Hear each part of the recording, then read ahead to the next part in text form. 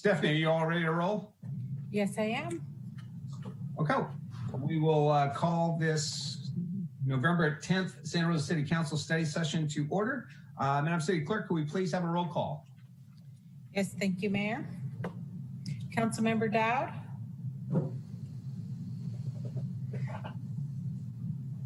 Here. Councilmember Tibbetts. Here. Councilmember Sawyer. Here. Councilmember Rogers. Here. Councilmember Olivares. Here. Vice Mayor Fleming.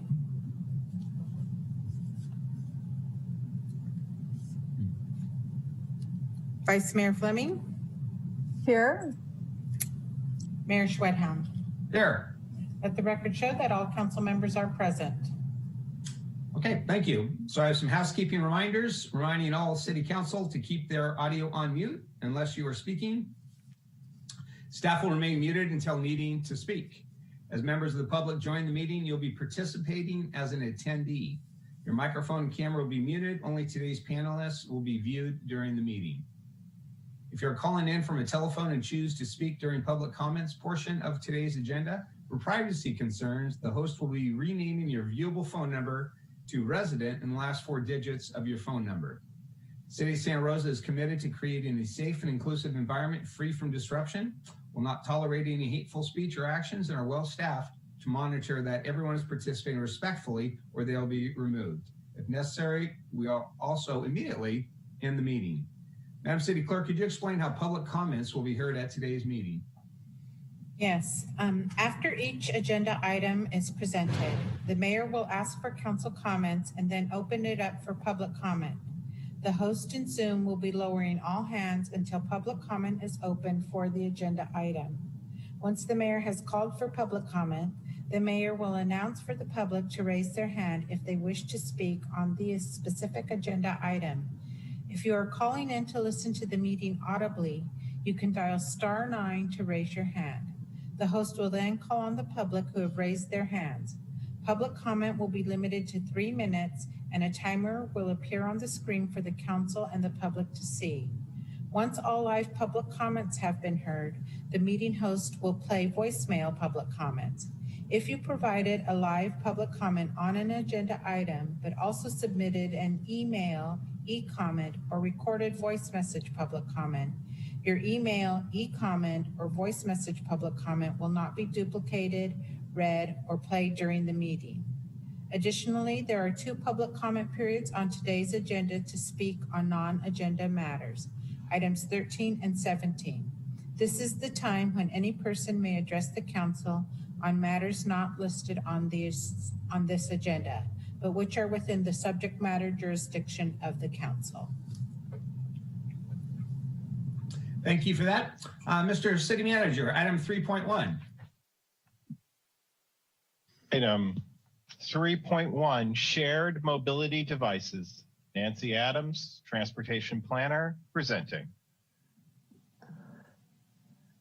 Good afternoon, Council. I just want to do an audio check. Are we good?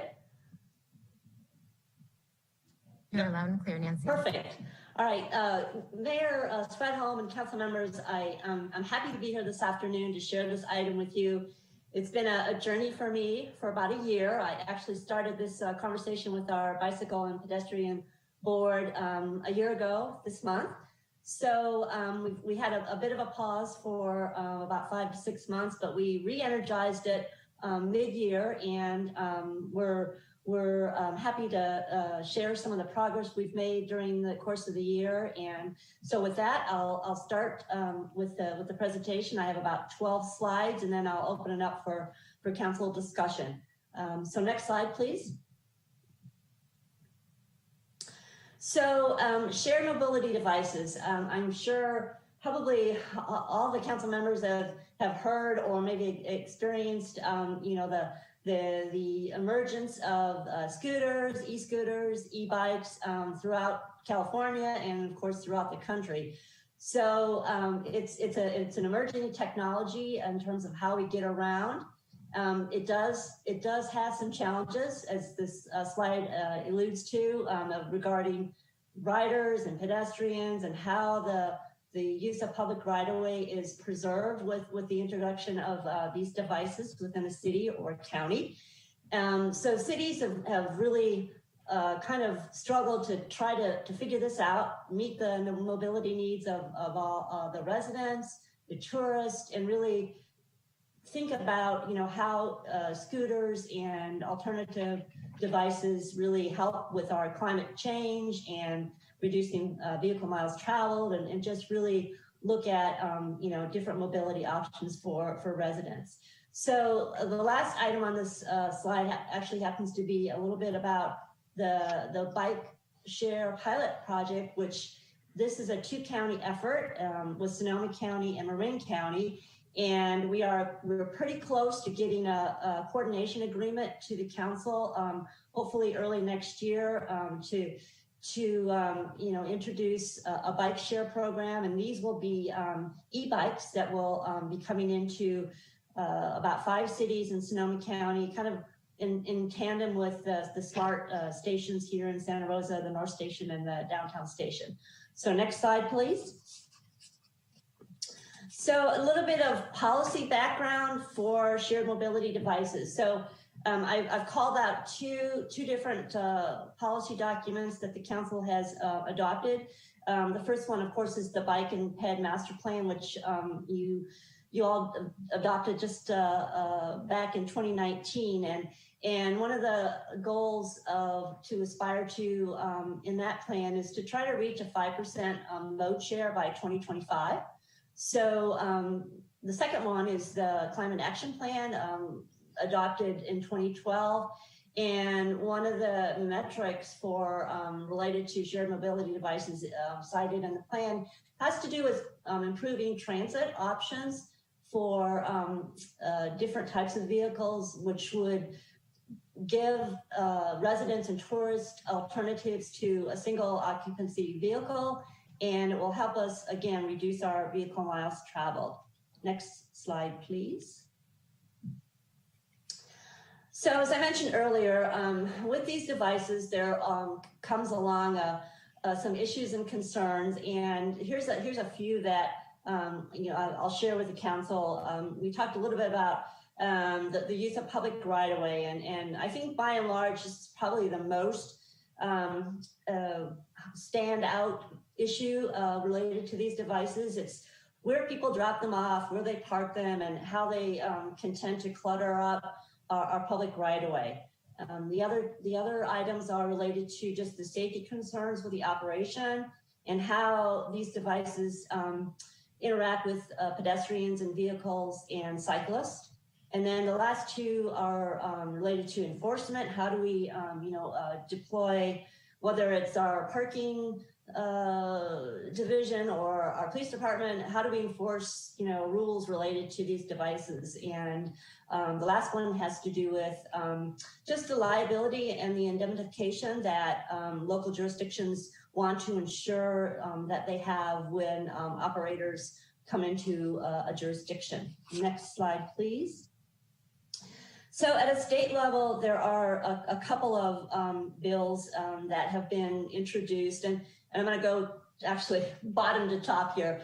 AB 1226 actually was enrolled in September of this year, and it actually the kind of the summary on that is that it requires operators to have established some type of agreement with the local jurisdictions in order to operate within their jurisdiction. And then the second, the AB 1212, it hasn't had much traction and support, and it's related to really the ability to have people move illegally parked devices kind of at random. So it's not, it doesn't have as much traction as AB 1226 or 1286, sorry. And next slide, please. So next slide, please. Thank you. So this has to do with the state and local regulations that actually have rules related to these devices. I know Rob Sprinkle, he's my colleague in traffic engineering, and he's done a great job to include some attachments. There are attachment 3 and 4 in your packet, and they summarize the California Vehicle Code rules and regulations related to these types of devices. And then we have the Santa Rosa Municipal Code actually has some existing language in there that would, if the council decides to move forward with this, we would have to look at that, and we may need to adjust that language. Right now, it's broadly, it has some restrictions on motorized scooters and inline skating and skateboards within areas of the downtown and Railroad Square. So that would have to be evaluated if the council would like us to move forward with this. So next slide, please. So actually, I included this one in kind of at the last moment. I made a presentation to the citizens community advisory board last month, and they were asking about the different devices. So I included this in here. It may be a little bit hard to read, but essentially it's related to e-bikes, and it is based on the description cited in the California Vehicle Code, and it looks at the speed of actually looks like the types of bikes, whether they're pedal assist or completely motorized. And then the bottom one is actually a moped at the bottom of the table. And it looks at the speeds of them and where they're allowed, whether they're allowed on a class 1 pathway, which would be like Prince Memorial Greenway or the Joe Rodota Trail, or like class 2 bike lanes, which are within the city right-of-way road. Next slide, please. So you'll hear a little bit more about this in my presentation, but I on this journey, I've had an opportunity to look at some of the California cities that have either introduced ordinances and are about to introduce ordinance that kind of gave me some strong background on some method and approach for Santa Rosa, assuming again the council would like to proceed with this. So in looking at the ordinances for I think I looked at 11 cities. 7 of the cities are in the Bay Area, and then there was 3 in Southern California. And I also looked at Sacramento's ordinance. So I noticed that there's some similarities in those ordinances. So this is the framework that many of the ordinances included. They wanted to promote the safety of the city's public right-of-way. They wanted to ensure responsible operations by operators. And the last 2, they wanted to look at certainly advancing the city's mobility goals and looking at ways to introduce these to help, improve and promote economic development within a community. Next slide, please.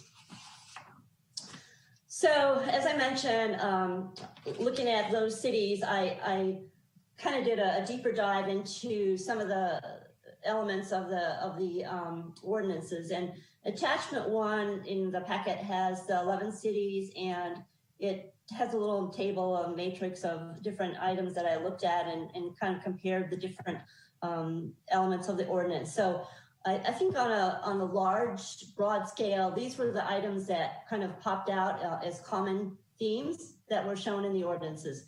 They all tended to establish a regulatory framework and a fee permit system. And they, of course, required their operators to hold insurance and indemnify the city. They described enforcement, and it established some administrative regulations that would govern the operations of these devices.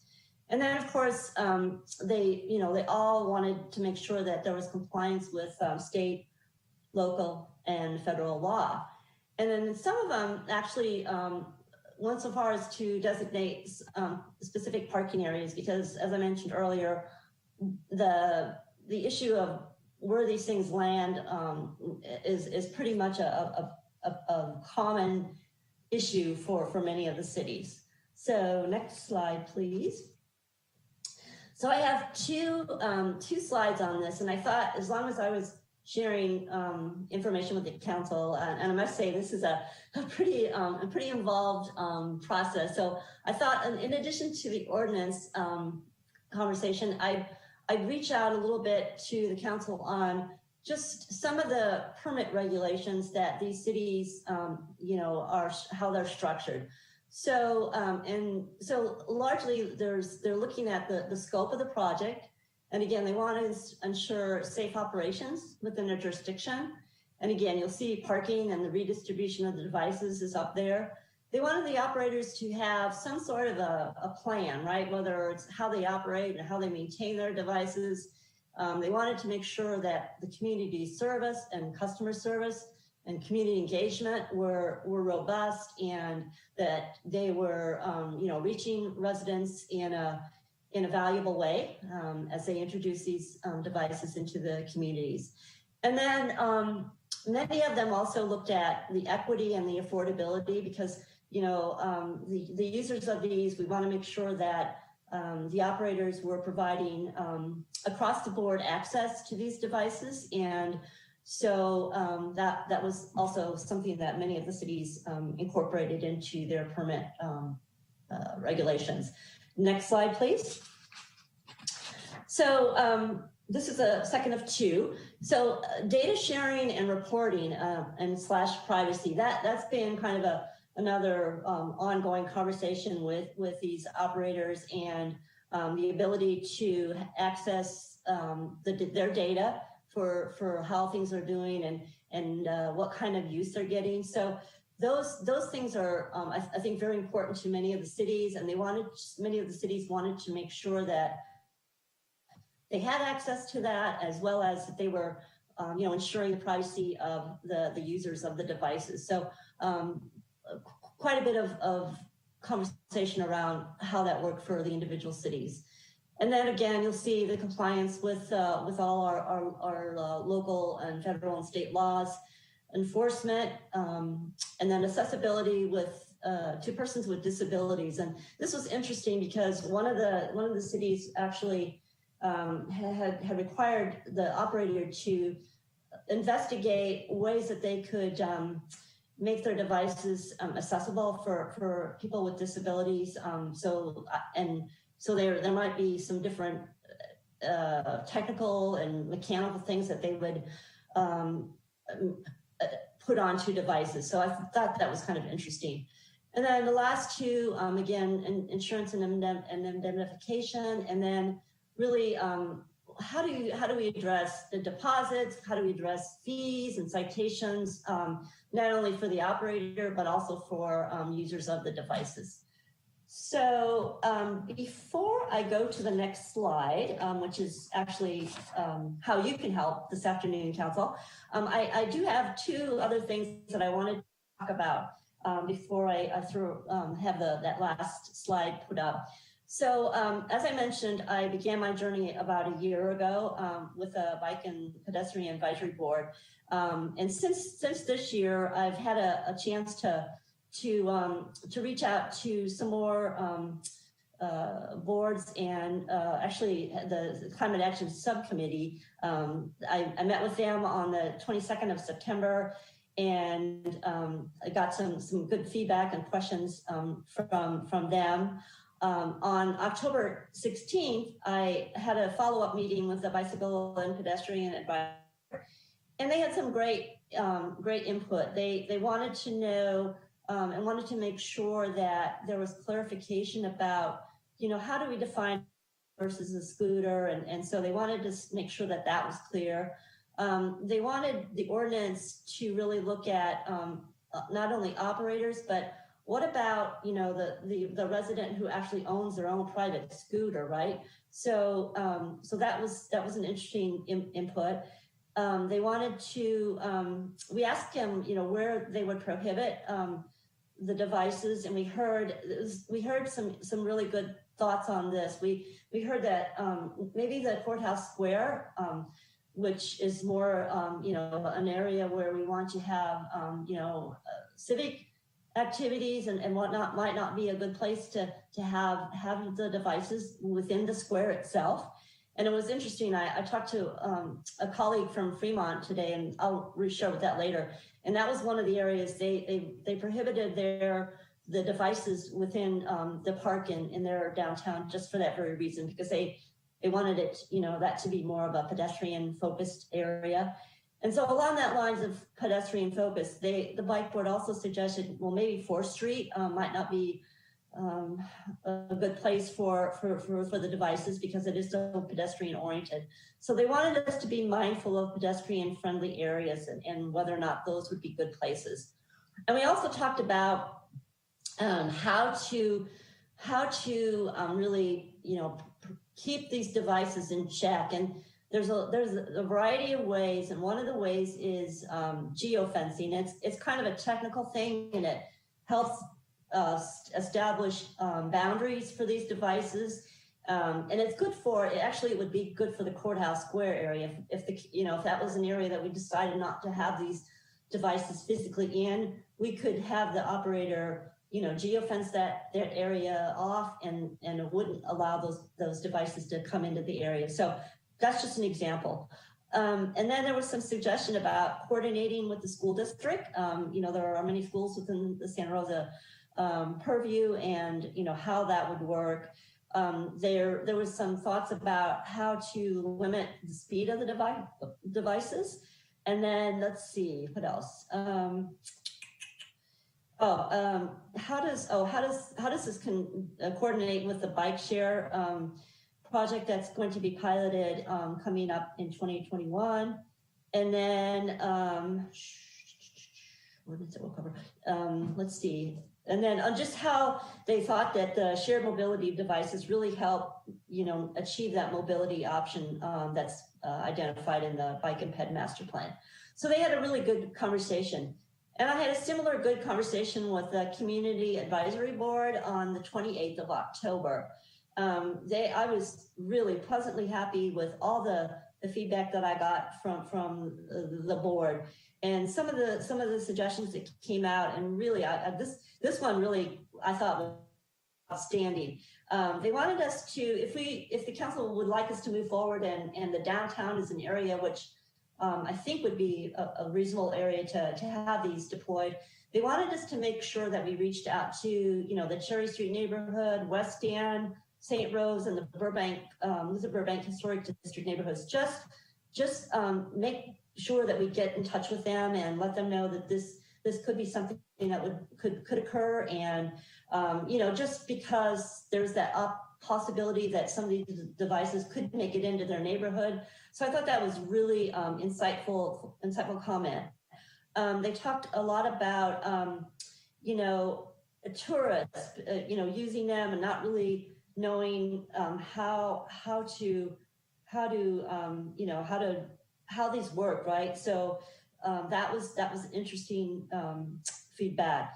And they also had a lot of concern about just the cluttering of the sidewalks, and that they would be dockless, and that they wouldn't have a specific location for them. So that was part of it. And they also talked about the equity. And one of the board members was really happy that looking at equity and social distribution of our marginalized neighborhoods, and having the operator provide maybe discounts or something for users of more challenged neighborhoods. And then they also talked about just the safety, they talked about the safety sanitation, given the shelter in place that we're in now, and really how operators are dealing with the sanitation of their devices. So I think that summarizes the board and comments. So now I'm going to shift really quickly into, I had a chance to talk with about 5 colleagues from different cities, and I'll just give you a rundown real quickly. I reach out to Emeryville, and they're in the process. They haven't actually implemented a permit system yet. And oddly enough, they're actually going to their council next Tuesday. They're going to amend their ordinance to look at some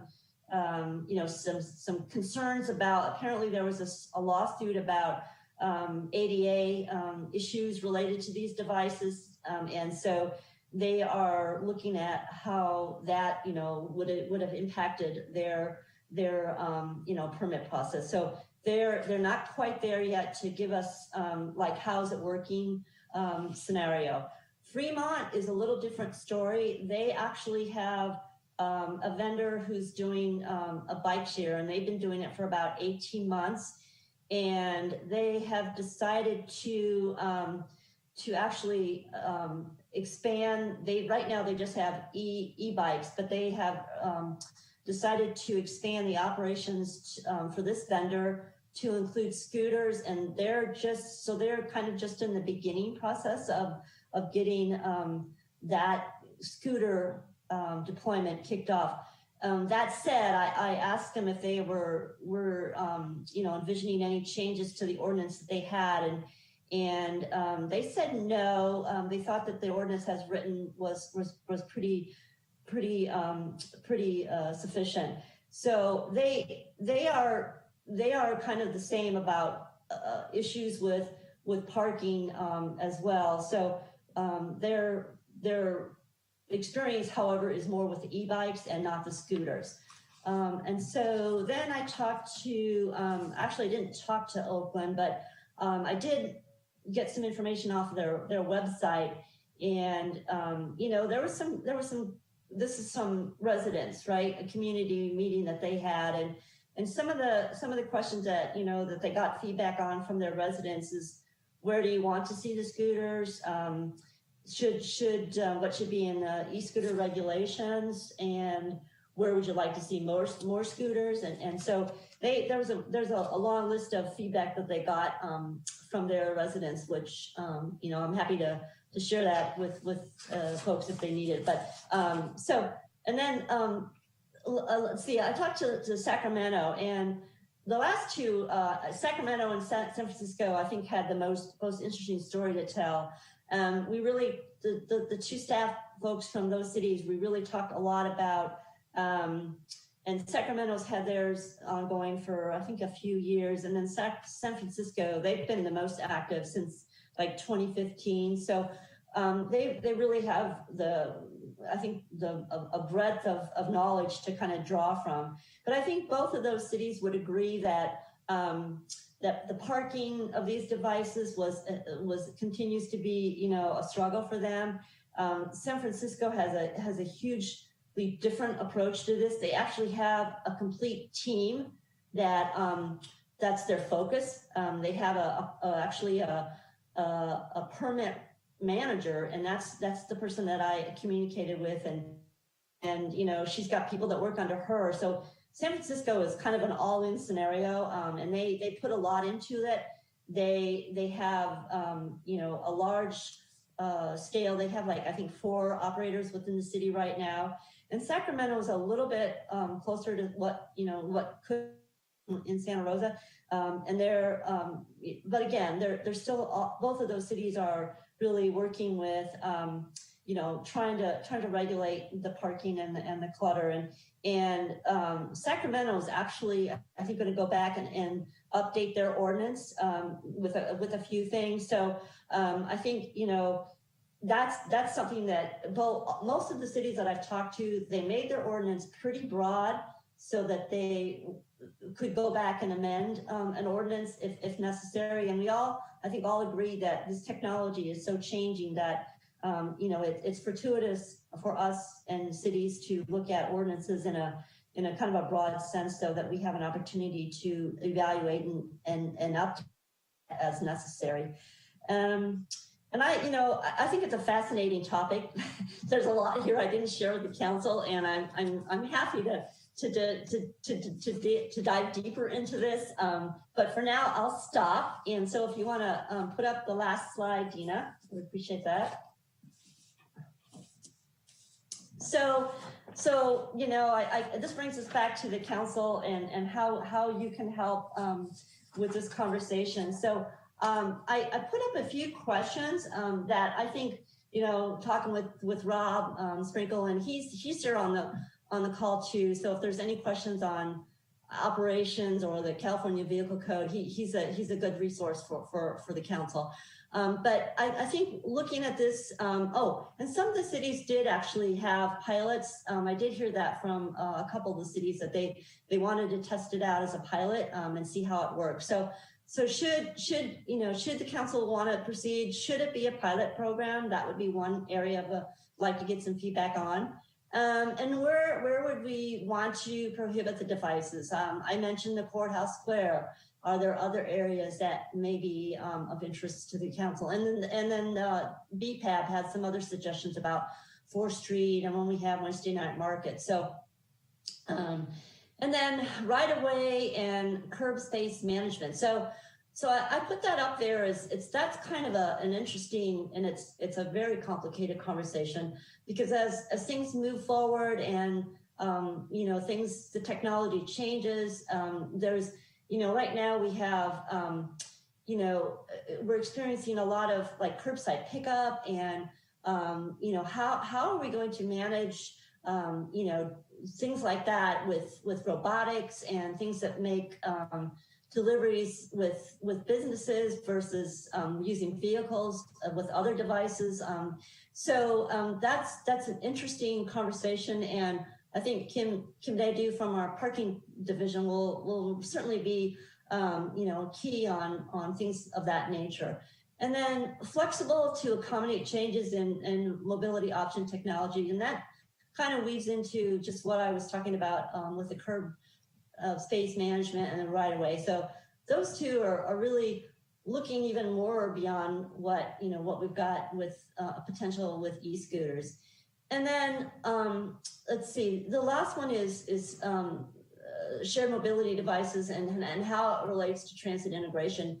And I thought one of the cities did a really good job. I can't remember which one it was, but they looked at shared mobility devices and how it really this service can really add value to transit service within their community. And they wanted to make sure that operators were mindful of transit services and how can they make those two coexist, right, in a meaningful way. And so then I'll stop there and just say, I've been in this for about a year. I've had some surrounding colleagues help me kind of go through this, but I'm sure that I've maybe not thought of everything. So if the council has any other questions or things that, we could really look at as far as opportunities or that we're missing, I'd like to hear that from council as well. So I want to thank you for your time this afternoon. And I think, is there a next slide? Oh, Dina, maybe there is. Yeah. So just, this is, I think I was really ambitious with this. I think the more I got into this, I think that, if council does want us to continue with introducing an ordinance, I think December is probably a bit optimistic. I would see that this is a little more of an iterative process. I would hope that,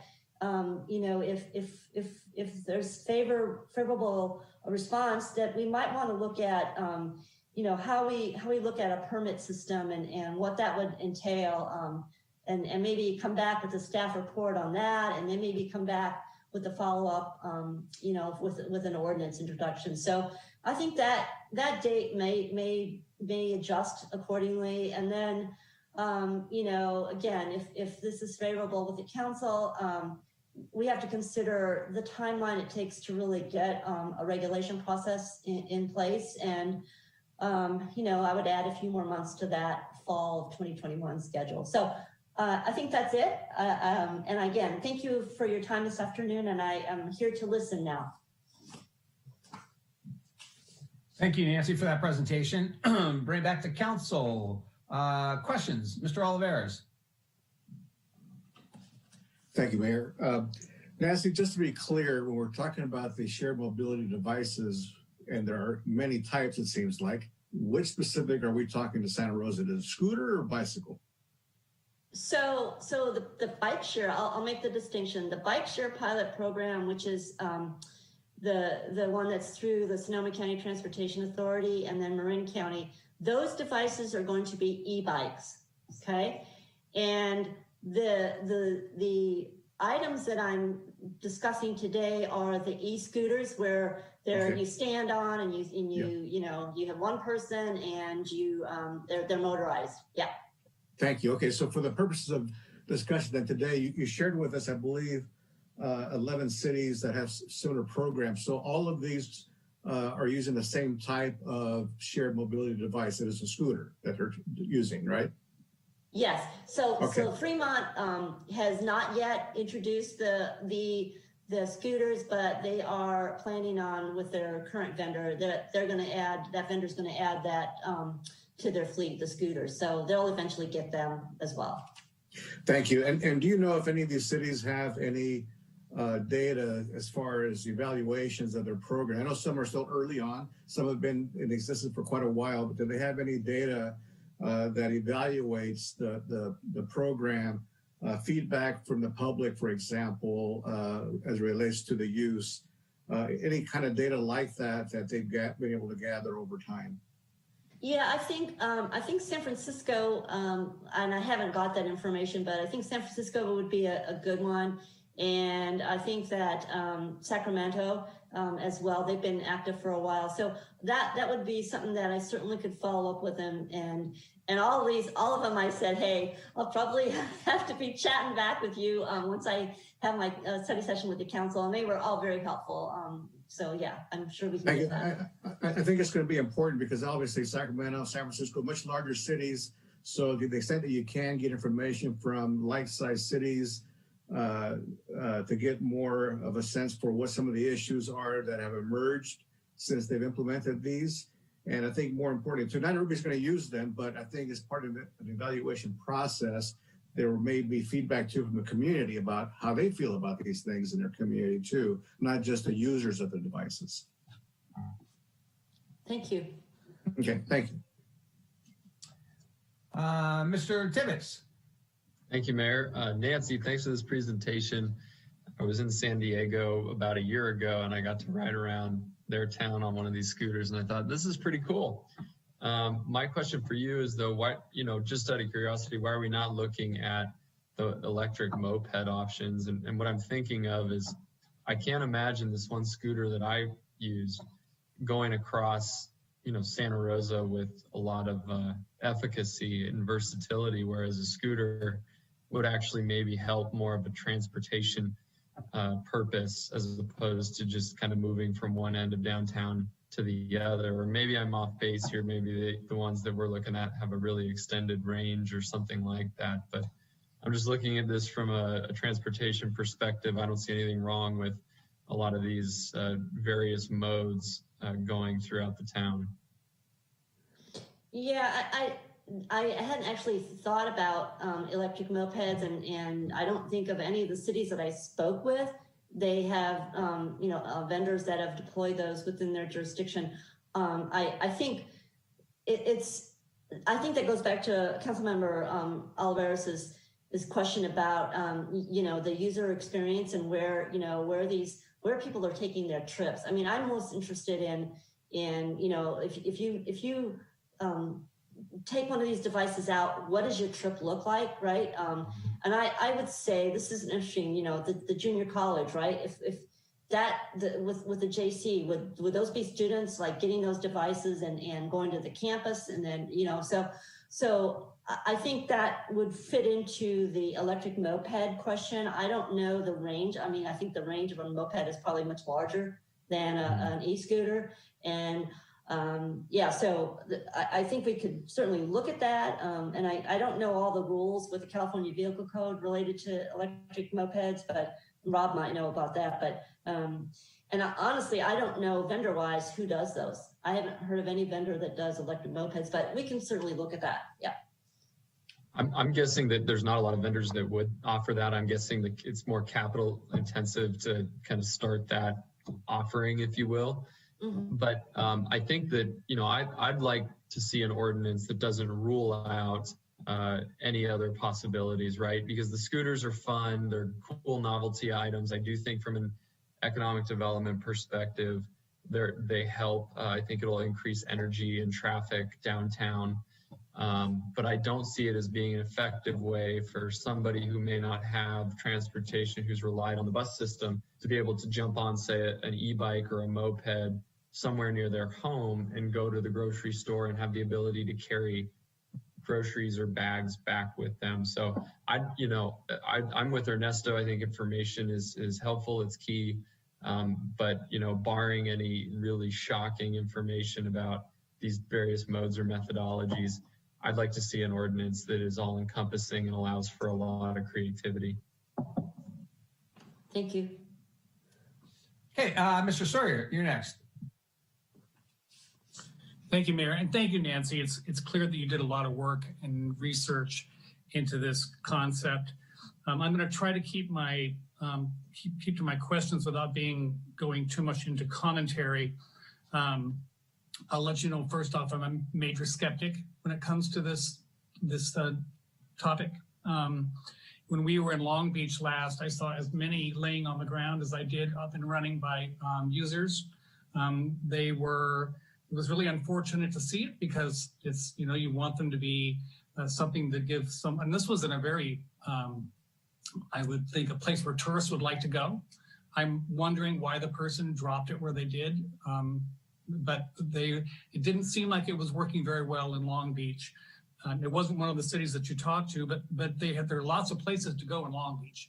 And so I am very much concerned about the dumping of these things. I'm curious about how on slide 8 you mentioned ensuring responsible operation. I don't know how the heck you're going to do that. I mean, how do we have a hard enough time ensuring safe operation of every other vehicle that people are on. How we would ensure responsible operation in this case mystifies me. The equity requirement, you mentioned that there was an investigation by one city on ways to pursue or to ways for persons with disabilities to use the scooters.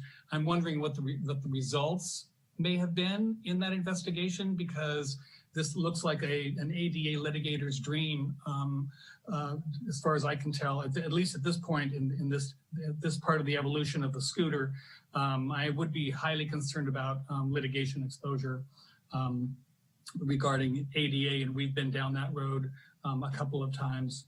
And then the areas of restriction, I'm not sure how, if we start restricting 4th Street and Courthouse Square, where are they going to go? I mean, what would be the reason someone would get on one of these if they couldn't go down 4th Street, and they can't go in the square, maybe Juilliard Park, maybe Burbank Gardens, maybe McDonald Avenue. I'm just kind of curious, where are they going to go? So that would be a question I would have. What's the target for using these devices? So I'm really skeptical about spending a lot of time and energy at this time researching the use of these and the practicality of these at a city like Santa Rosa. We are not San Francisco. Almost every street you turn down, there's something new and cool to see in San Francisco, and that's not the case in Santa Rosa. So I'm like I said, I'll say it again, I'm very skeptical. And when we get down to the questions, the responses that you want, I'll try to articulate them to you as far as what you're looking for. But I did notice in the staff report on the executive summary, the very first sentence says the emerging shared mobility industry is posing challenges for cities to manage, regulate, and enforce shared mobility devices within the public right of way. Why are they posing challenges to us? Who's in charge? I mean, why are they? Well, I don't get that. And I didn't understand how in that executive summary. So I'm curious about who's in charge of how we decide whether we're going to allow these to happen in Santa Rosa. And so I have probably many more questions than I have answers. So I'll leave it at that. I don't mean to be a wet blanket, but I'm thinking I'd rather put city resources as far as options for people getting around into other areas besides these scooters. Thank you, Mr. Sawyer. Mr. Rogers, you got your hand up.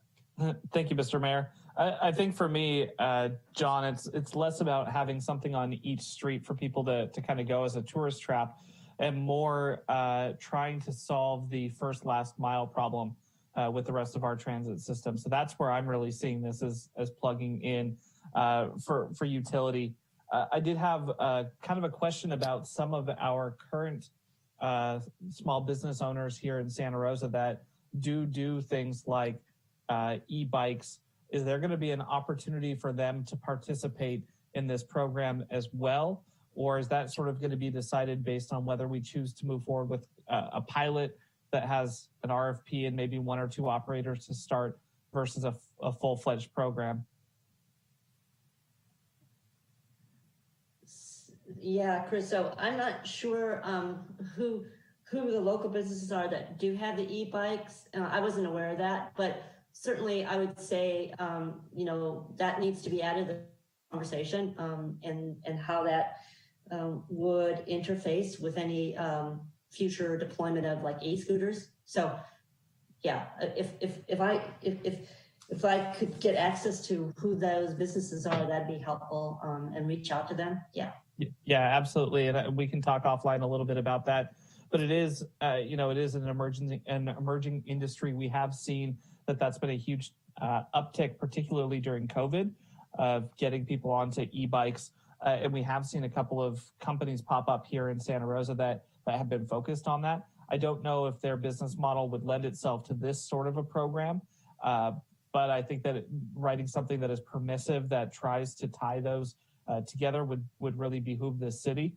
And so I'd be fully in favor of that moving forward. The other quick question that I had, you mentioned that the goal is to move towards 5% of travel being via bicycle or multimodal. What are we currently at? Have we gotten an updated number on that? That's a great question. I'll have to get back to you on that. I think we're about 1% or so, a little over 1%, but I'll need to check the plan. I don't have that in front of me. Yeah. Okay, I appreciate that. It strikes me during COVID, I know more people who have been traveling around by bike or walking. And it seems to me like the timing, if we can hit this right, knock on wood, coming out of COVID, we might actually develop mechanisms that assist people in living that sort of lifestyle, and that we should grab them as quickly as we can before they go back to commuting via their car. Vice Mayor Fleming. Thank you, Mr. Mayor. One of my question had, was sort of touched on by a couple of others, but it had to do a little bit with what I've seen pop up in our city already, which is brick and mortar, businesses that are engaging in, the short-term rental of bikes or mobility devices, as we're calling them in this forum. And I'm just curious about how, we differentiate between these types of folks who might have more of an investment in our community in terms of not letting the devices become sort of castaway trash, and how we also are part of the solution in the first and last mile challenge that continues to plague us in the use of public transportation. And so I don't know that there's a really easy answer to the question here, but I don't want to leave these folks who seem like really responsible and engaged purveyors of these mobility devices who are already operating here, and then, I think about just the fact that, at present, you can drive a car, you can ride a bike, you can do lots of things. So how we regulate this, definitely engages us in liability and brings up a lot more questions than answers. And where I'm coming from is really wanting to make sure that we solve for the challenges that are leaving folks out of using public transportation, and at the same time not disadvantage our existing small business community. And perhaps, add to that maybe look to the things that they're doing that are effective, because, at the end of the day, when I drive by truck, I see all of the bikes lined up that I saw riding around town. It could perhaps, an existing retailer or one of these interested parties operate out of, the depot by the SMART train or someplace like that. Could we leverage our current resources? That's all I have. Thank you. Thank you. Thank you. Mr. Dowd, did you have your hand up? Yes, I did. Go ahead.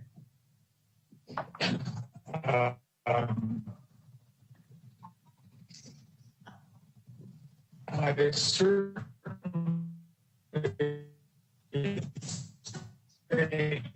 that the city ought to continue to examine this idea of shared mobility devices. It may be a very helpful solution to our community's GHGs. At the same time, I encourage much as what my colleagues have said, but I would say on two elements of it, I would certainly suggest we continue to be very patient. I think there's technology in this arena that's changing. So that's number one reason. And number two reason is use the other communities that are researching it as a template, so that we don't get out on a point. I don't recommend that we rush to judgment on this. Thank you. Mr. Dowd, I heard a little bit of what you said. Nancy, did you hear any questions in there? I'm sorry, I was struggling. I'm sorry. Yeah. Unfortunately, Mr. Dowd, your screen's frozen now. Did you have a question in there, or are there just comments? It was mostly comments that I support this concept. I just don't want our staff to rush to some program when they had the opportunity to see development in the technology of shared mobility devices, and also an opportunity to watch other communities expand their programs, and we can see what's working and what's not. Those are my comments. Okay. Nancy, did you get that? Yeah, I got it. Thank you. Great. Couple questions. Most of my colleagues hit up the questions I had. Couple that hadn't been touched. Do you know what the other cities' experience has been regarding enforcement? What does that look like? So that's an interesting question. So in the five that I talked to, the enforcement was really not, even in San Francisco, it wasn't as strong as I thought it was going to be. It was more about like in Sacramento, their parking division, man, they were out there every day citing illegally parked devices. So, the tone that I got from the cities were that the officers were more supportive of going out there and, educating and maybe issuing warnings, but citations have been very minimal at these cities that I spoke with. Yeah. Okay.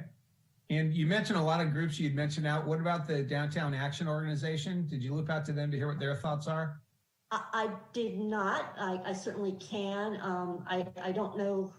I'm not sure who that would be. So I apologize for that, but I certainly can reach out to them. Yeah. Yeah, our economic development manager can put you in touch with the right people there, because I think we've been talking a lot about downtown. I think that'd be a great voice to get in to hear part of this conversation. And then did you reach out to any companies or vendors to see what this is what we look in cities and what our experience has been in other cities? So that's an interesting question. We just recently got, in fact, I think an email went from Bird, went to the council, and that's been the most recent I've had. And I think Jason Nutt has had, emails from vendors showing their interest in Santa Rosa, to come in potentially. And the most recent one was the email that we received from the representative from Bird. So I think there's interest there. I am anticipating that. I think our department, under the leadership of Jason, was wanting to see if we could, be proactive with the conversation through our committees and boards and then through the council. So that's why I'm here today. Okay. Those are the questions I had. Mr. Sawyer, do you have your hand up for again? Or? Okay. Great. So we're now taking public comment on item 3.1. If you wish to make a comment via Zoom, please raise your hand. If you're dialing in via telephone, please dial *9 to raise your hand. Zoom host, would you facilitate the public comment for item 3.1? Thank you, Mayor. Will do. As you can see, a countdown timer is before you for the convenience of the speaker, the council, and the viewers. The first speaker will be acknowledged and invited to speak. Please be sure to unmute your microphone when invited to do so. Your microphone will be muted at the end of your countdown or at the conclusion of your comment.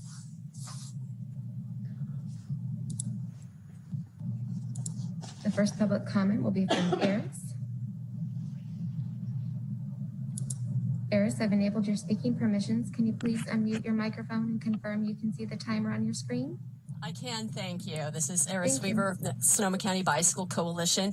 I have been a big user of bike share when I travel. I will confess that I myself have not ever used the scooters because they sort of scare me and I'm comfortable on a bike. I wanted to address the question about who's already renting e-bikes here in town. Both Pedigo and Bicycle.net, bicyclepartners.net rent e-bikes, but they do more of this sort of traditional rent a bike for a day kind of rental. But Trek Bikes does have a bike share kiosk, with the docked bikes in their parking lot. That in terms of talking about local bike shops and competing about this other stuff, it's really sort of a different business model to the daily rental of a bike versus the short ride bike share sort of thing. So they're kind of different animals, although I do know that up in Healdsburg, when they put in the bike share there were some concerns from the local bike shops who did rentals about pricing models so that the short-term bike share didn't cannibalize the longer-term like full-day bike rentals from the local bike shops. One of my concerns from the whole bike share thing, including the pilot that's going to be starting soon at the smart stations, is I am just not convinced that we have the population density for all of this to be as effective from what I have learned from my colleagues in other cities. To speak to, I think it was Mr. Dowder Mr. Sawyer talked about being somewhere and there was a lot of things laying around. There's a sweet spot of how many devices are in use and how many are not in use in order for the system to function. If they're all being used and I go to use one and there's nothing there, I'm not going to use it again. So there has to be a certain amount that are always unused. That said, I think it's really useful that you're having a conversation about policy about these things. I always think it's useful to think about what you want and what policies we might want to have as a city before you've got vendors breathing down your neck wanting to sell you things.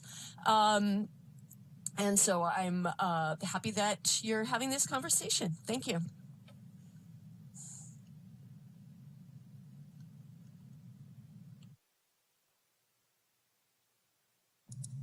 Thank you, Eris.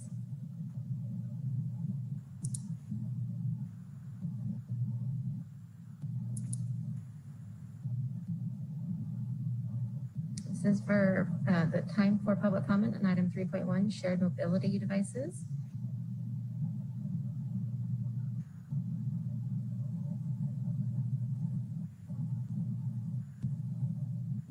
Mayor, I'm not seeing any additional hands raised for public comment on 3.1, and there were no voice message public comments received. Great, thank you. Okay, we'll bring it back to council. Nancy or someone, could they put up slide 12, which I think had the questions and feedback that Nancy wanted from council?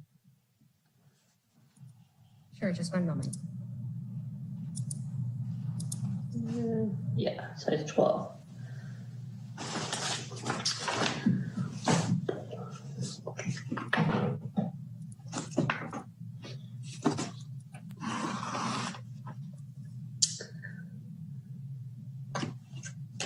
There we go. So Nancy, this is pretty much the feedback you want from council at this point? Yeah, I think, you know, if I could just get some insightful thoughts from the council on these areas, that would be helpful, for sure. I was going to say, you're qualifying them. They must be insightful thoughts. Okay, so why don't we go all right. The order that I see. Mr. Rogers, you're the first on my screen. Thank you, Mr. Mayor. Yeah, so I'm totally fine with us doing a pilot program to see how it goes.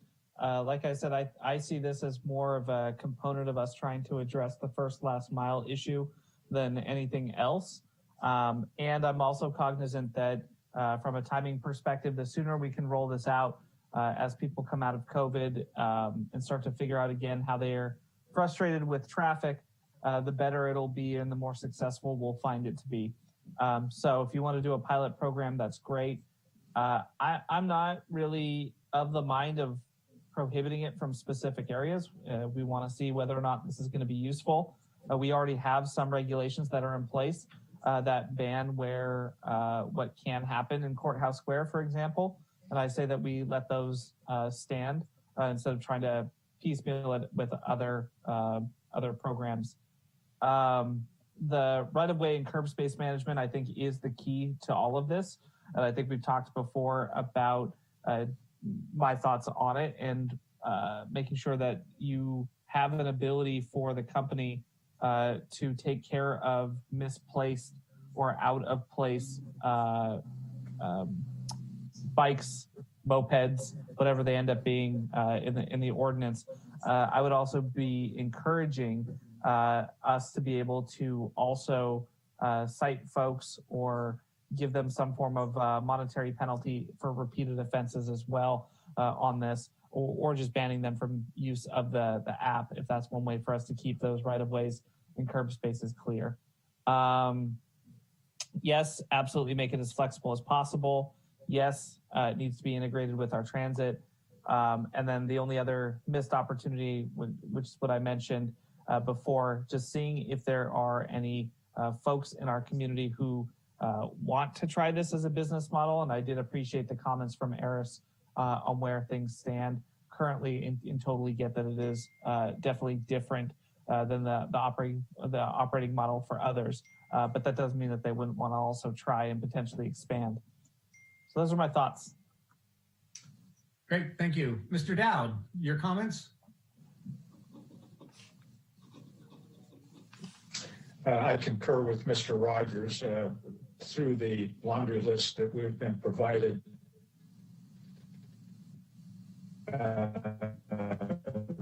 I think that's a good guide for staff to continue to use. And I think it's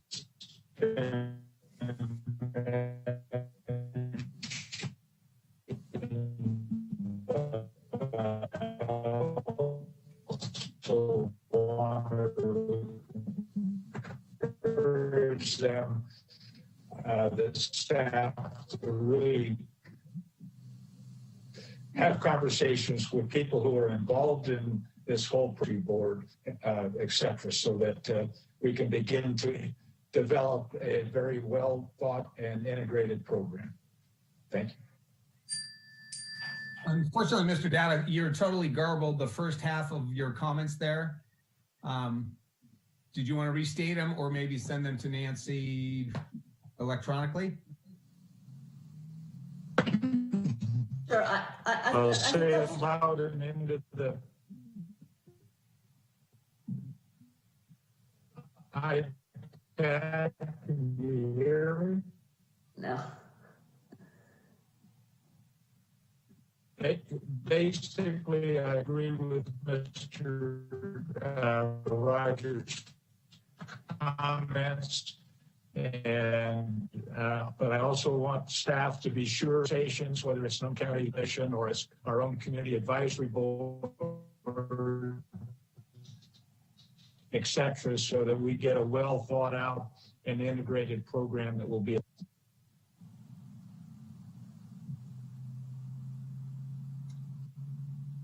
Okay, Nancy, if you picked up a little bit more of that, maybe you could follow up to fill in any gaps with Mr. Dowd.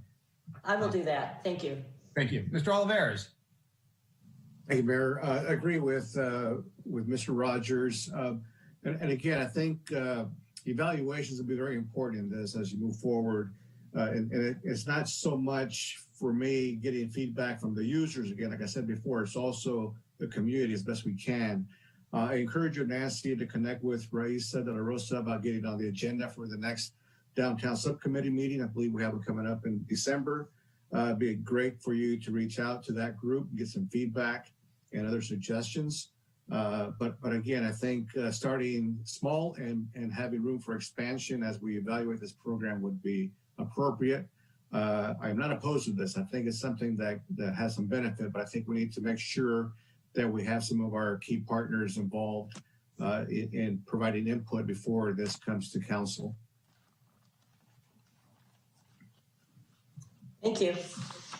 Mr. Sawyer, you're up next. Thank you, Mayor. Well, I'm always open to have a nice pilot program give me a reason to change my mind. And I think it will. I agree with Mr. Rogers and Mr. Oliveras as well. Mr. Oliveras, the way it should really go before the downtown subcommittee so that they know kind of what's on the horizon. I think a pilot program will answer many of these other questions, especially if the one about missing opportunities or needs, and the curb space management, which is probably one of the biggest single challenges. I mean, I can see people, getting on one of these and going into Roseland and getting lunch. It's kind of a cool way to get to see areas of the city that you might not otherwise go to. I'm not sure who will be using them, whether it's really practicality or touristy type things. I agree with the speaker that mentioned, are we the right size of city? Do we have enough amenities that makes a program like this really work? But I don't think that we can answer those questions until we have the pilot program. So I'm more than happy to entertain that. I'll remain skeptical until I have some good reasons not to be. So I look forward to the evolution of the program. And I still am concerned about the ADA, that having a program that we can't accommodate all people. And I understand that there are oftentimes major challenges, but I'd be very curious to know what the result of that investigation was regarding the other city that was looking into ways, if at all, to allow this program to be used by people with disabilities. So I think that wraps it up. Thank you. Thank you, Mr. Sawyer. Mr. Tibbetts. Thanks, Mayor. Yes, I think it should be a pilot program. You've put this much time and effort into it this far, and I think the best thing about ordinances is that they can be created and destroyed. So I think we should move forward. And if we decide that the utilization rates aren't what we would hope, or it's too much of a problem, then we'll do away with it or put it on hold until the environment changes where it might be needed again at some point in the future. I'm not in favor of prohibiting any areas, but I do think that can be discovered more and fleshed out more. As Ernesto mentioned, I think the downtown action or the downtown subcommittee should take a look at this. Maybe they have something to say about that.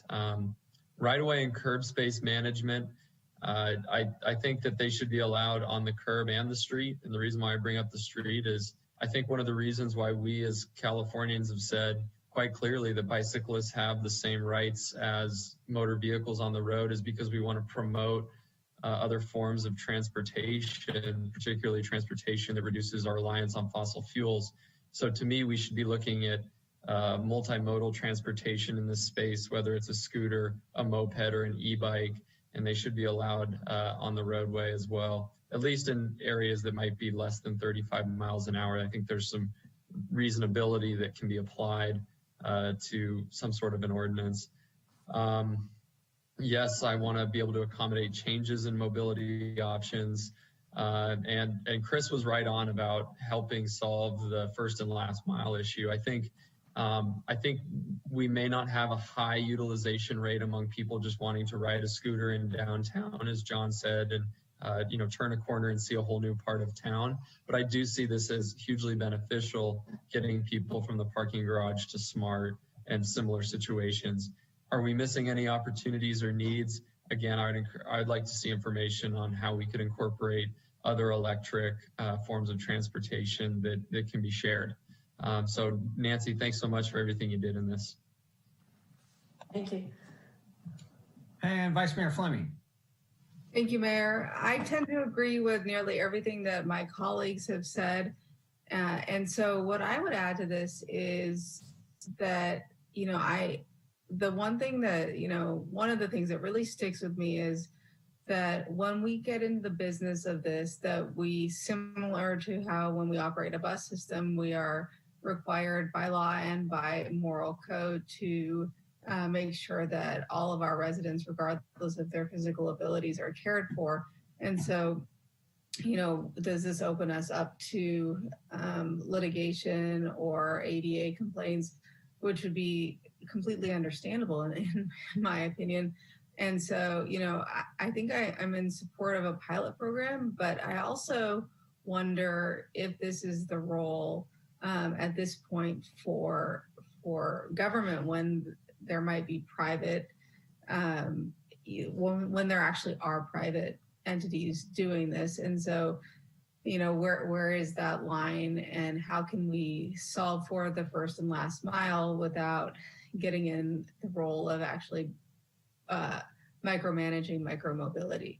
And to that end, I don't have any answers here, but I'd say, to sum it up, I am in support of a pilot program. I'm hesitant about it. I think that it's really telling when you have our most active supporter in Sonoma County stating that they don't believe that the size of our community warrants a program.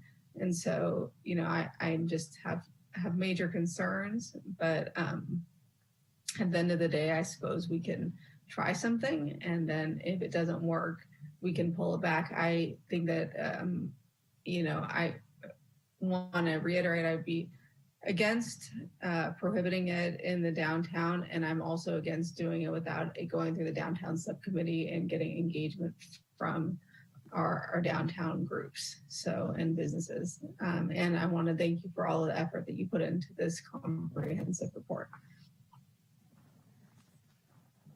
Thank you. All right, and I'm not going to repeat everything, but I'm kind of the belief, build it and they will come. So I'm in favor of a small pilot program. Some of the questions that I asked, and you've heard from other council members about, I think some more outreach is warranted. In anywhere we can incorporate best practices from other jurisdictions, let's start with that.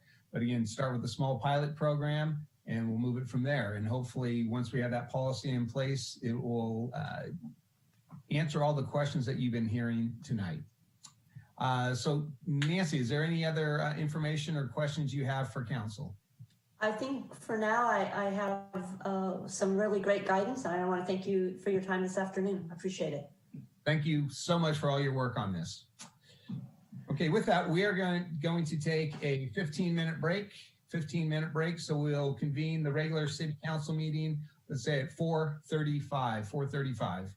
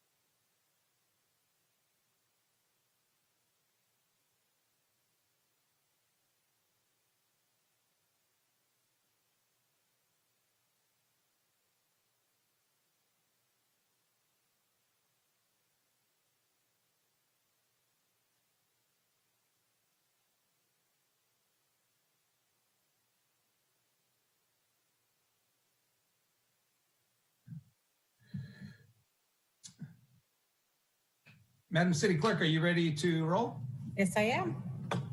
Okay, before we reconvene this meeting, there's a couple comments I wanted to make. As we all know, we did not meet last week because there's an election in town. So I want to just make some comments and personally thank the 75% of the Sonoma County voters who participated, registered voters who participated in the vote. And of those Santa Rosa voters, the 72% of you that supported our City of Santa Rosa Measure Q. I'd also like to extend my congratulations to two of our colleagues, Mr. Tibbetts and Mr. Rogers, for their re-election, and look forward to our two new colleagues joining us on the council come mid-December. So with that, Madam City Clerk, could you please do a roll call? Yes. Councilmember Dowd? Here. Councilmember Tibbetts? Here. Councilmember Sawyer? Here. Councilmember Rogers? Here. Councilmember Oliveras? Here. Vice Mayor Fleming? Here. Mayor Schwedhelm? Here. Let the record show that all council members are present. Thank you. Madam City Attorney, could you report out on our closed session? Yes, Mr. Mayor. The council met in closed session on two items. On item 2.1, the council gave direction to the city's real property negotiator. And on item 2.2, the council heard a report from our office, from the city attorney's office. Great, thank you. Thank you. Mr. City Manager, anything else to add regarding the study session we just participated in? Nothing additional to add. All right, thank you. We have no proclamations. On to staff briefings. Item 7, Mr. City Manager. We have nothing on 7.1 and 7.2, so I will move forward to 7.3 glass fire update and ask Kimplin Robbins, Assistant Fire Marshal, to make a presentation.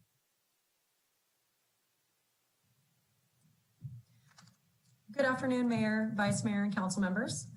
The City Task Force continues to hold daily meetings, joint meetings, and work closely with the county in an effort to coordinate our messaging and activities in our respective communities. The task force continues to provide outreach to our fire survivors, and that's through phone calls, emails, mailers, and social media. On Monday, November 2nd, last week, the city and county hosted a community town hall meeting to update our residents about recovery efforts. The panelists included subject matter experts from the city and county, as well as an update from our state and federal partners. The city and county are working on hosting another community town hall meeting, which will be scheduled for December 2nd. Phase 1 household hazardous waste removal in the city began November 2nd. As Phase 1 HHW sweeps are completed, residents can begin applying for Phase 2 of the debris removal process by either opting into the state managed debris removal program or by opting out and applying for the city's private debris removal process. As of this morning, the county has received 3 right of entry or ROE applications for the city. The city has not yet received any opt-out private debris removal applications. A deadline has been established for Phase 2 of the debris removal process, and residents have been asked to submit a right of entry form or debris removal application by December 15th. Similar to what Paul did in 2017, I will be sending a report to Adrian to be included in the council update. With that being said, you're going to hear a lot of numbers right now. To date, PG&E has reported that 5,299 of 5,436, or 97.5% of their priority 1 trees have been removed. Additionally, 3,575 of the 8,583, or 41.7% of their priority 2 trees have been removed.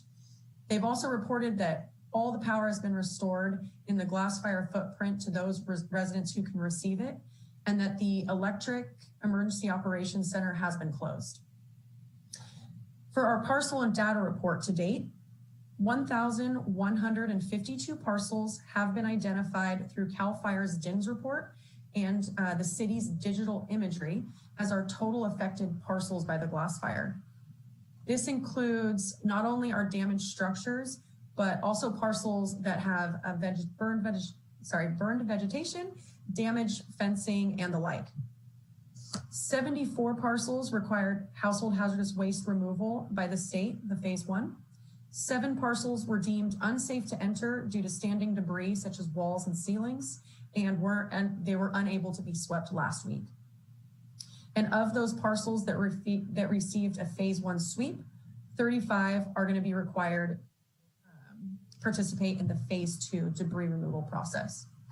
With that, that's the end of my report. And if there are any questions for Assistant Fire Marshal Paul Lowenthal and I. Thanks. Thank you for that report. Could either of you explain, at Maria Creo, FEMA has got a pop-up service there. Could you explain what they are doing for our fire survivors? Yes, so FEMA has set up their individual assistance mobile trailer. So they did issue a press release, and the city's been working on sharing that information. So they are available to work with fire survivors and will assist with their individual assistance applications and information. So that is available for both city and county residents, and that is operating out of the Maria Creo parking lot. Great. And do you know how long they're going to be there? I don't off the top of my head, but we can get that information out. Great. Thank you. Council, any questions about that item 7.3 glass fire update report? Through the mayor, I do have a question. First of all, Paul, thanks for taking all my emails in the last couple of weeks about this. I understand we're through phase 1. So to be specific about phase 2, folks have to opt out of the state's program and then opt into the city. Could you explain that process a little bit more? Because I'm getting a handful of questions about what this looks like. Yeah, so like Kemplin had talked about, we're working on improving our communications to all those affected parcels, and that's why we went and dove in to identify that roughly 1,100 parcels that were affected by the fire in some way or another. Of those, we identified properties that have debris that is eligible and required to be removed through a phase 2 process. So we determined, based on a combination of physical site assessments, CAL FIRE's DIN reports, that X number of structures will require a phase 2 program. They have 2 ways to have it removed. They can opt in and fill out they can opt into the state consolidated debris removal program. They can fill out an application. That application will be submitted to the county. The county will submit it to the state, and that will then, assuming they're eligible and it is a qualified property, the state will do the phase 2 cleanup. They will only then take the insurance money that is eligible for debris removal, or any portion of it that's left over if the property owner uses what they have to do any other type of work on their property. So that is option 1. They would go through the state consolidated debris removal program, fill out an application that's available on our website, the county's website, or they opt out, meaning they don't want to participate in the state's program, and they then choose to do their own private debris removal program.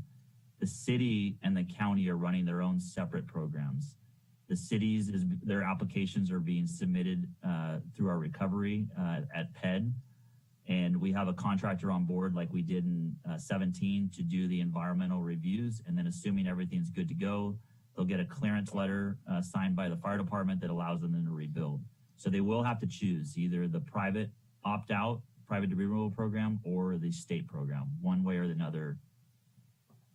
Thanks, Paul.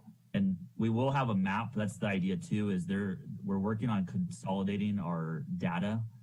We had a little bit of a hiccup a couple weeks ago, but we're all on the same page now, and there will be a map that is available for all city and county residents that will track what properties are required to be in which programs too.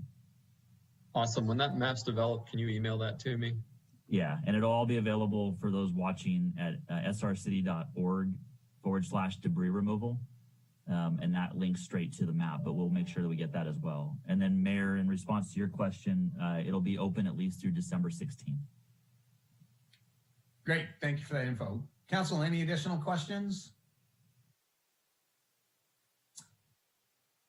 Seeing none, thank you, Kemplin and Paul, for that report. Back to you, Mr. City Manager. Do we have a report 7.4? Yes, we do. 7.4, we are going to have a special presentation on the Tubbs fire recovery update.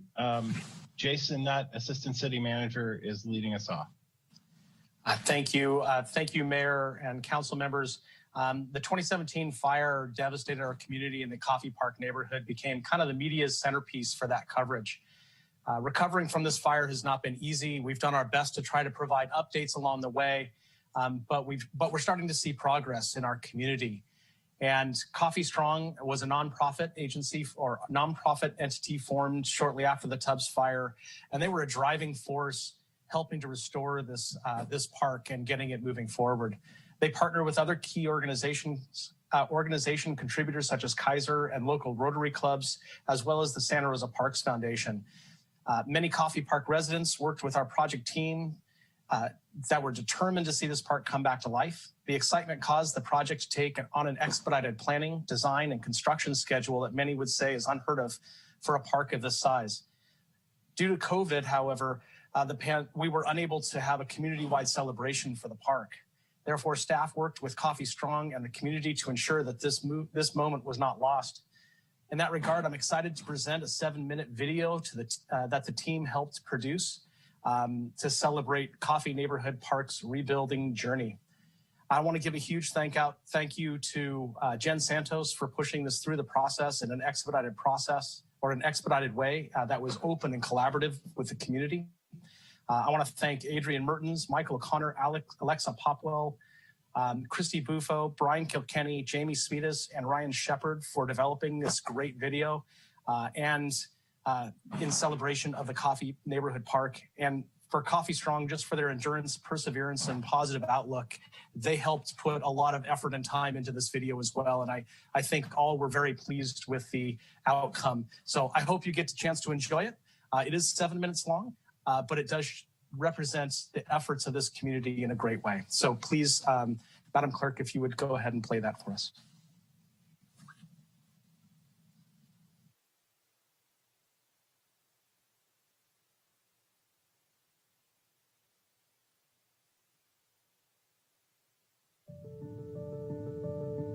In Santa Rosa, we believe that parks make life better. Parks are where simple, healthy, happy things happen, where neighbors exercise and chat, children play, and communities bond. At Santa Rosa's Coffee Neighborhood Park, this was true for over 30 years. 3 decades worth of fun and memories were packed into the 5 acres of this special park. But in the early hours of October 9th, 2017, one of the worst fires in California history raced through the Coffee Park neighborhood, claiming 5 lives, nearly all the homes, and the cherished neighborhood park. As they settled into rental homes and met with contractors, Coffee Park neighbors began to reconnect and work together to rebuild their park. There were school projects where children designed the park of their dreams and shared their dreams with park planners. Our students were able to help design the park, the plans, what should be in the park. Fundraising campaigns were launched and facilitated by the Santa Rosa Parks Foundation with donations from Kaiser Permanente, Rotary, and many organizations and private individuals. For Kaiser Permanente, this is something very meaningful to us. It's not just about health, but it's about the total wellness of our community. We have been very dedicated, as you know, many of you know, to the fire recovery efforts in Sonoma County and across Santa Rosa. Had over 220 physicians and staff lose their homes in the fires. For us, this is part of our ongoing commitment to our community to really build that wonderful resilience. This small role that I play in the rebuild of the park has really meant a lot to me. I can't wait to enjoy the park. From the very beginning, we knew we wanted to be a part of helping rebuild this community treasure. We're really looking forward to the reopening of the Coffee Neighborhood Park, as well as all the neighbors most likely are too. A public art project took form, commemorating Coffee Park's history through art that symbolizes renewal. We made these raindrop sculptures for everybody to enjoy, but especially with children and the future in mind. The artwork is titled Wellspring. It's actually sited in a rain garden, and we took the theme of water as inspiration, and there's intersecting raindrop pattern in the mosaic symbolizes the interconnectedness and resiliency of the Coffee Park community. We wanted to do something different, something special, something unique, and that's why the art project was what worked out for us. We wanted to do it for the children. And the city of Santa Rosa conducted a robust outreach and park design campaign. I wanted to say that I've had so much fun working with everyone in the Coffee Park neighborhood on developing this park. It's been an honor and a privilege to be involved in the design for the rebuilding of Coffee Park. It's especially meaningful for me, as this is also my neighborhood. I can't wait to join you all in enjoying our new park. We're so honored to be a part of this build. We've been a part of the community and helping with the fire cleanups, and we wanted to make sure that we did a nice project and good quality for the community to enjoy for years to come. Such an exciting time to be part of Northwest Santa Rosa here in Coffee Neighborhood Park. A wonderful collaboration between the city of Santa Rosa, the students from Schaefer Elementary School, and the community surrounding this park. It is a jewel for the city of Santa Rosa. I can't wait to see everyone come out of here, enjoy this park for years to come. Welcome. Normally, a master planning process to construct and design a new park takes well over 3 years. We began the master planning process for Coffee Park in August of 2018. It's your hard work and dedication as neighbors that have led to the quick completion of this park, and I'm really looking forward to you enjoying your new park. I know I can speak for all of Coffee Park when I say we're unbelievably excited to see this project come to completion and have our Coffee Neighborhood Park reopen. Having the park reopen is symbolic of not only the neighborhood's recovery, but that of the neighbors themselves. Thank you to everybody involved in this project. This effort was a giant undertaking. Thank you to Coffee Strong and the members that helped from day one make this a priority and get it rebuilt. Thank you to Sasha Butler, Geraldine Stone, Lonnie Jolliffe, Trish Woods, Pamela Van Helsema, and the fundraising team of Michelle Rom and Bob Clamp. Together with the city, residents made plans to not only rebuild, but to reimagine a park for the future. We can't wait to go on the play structure. Yay! The thing that is most exciting to me is seeing the plants and the trees that they brought in. We're excited for the dog park! One thing I'm really excited about the park is the swings to open back up again. I'm looking forward to the exercise course, and I'm also excited that the park is back and that the neighborhood is back.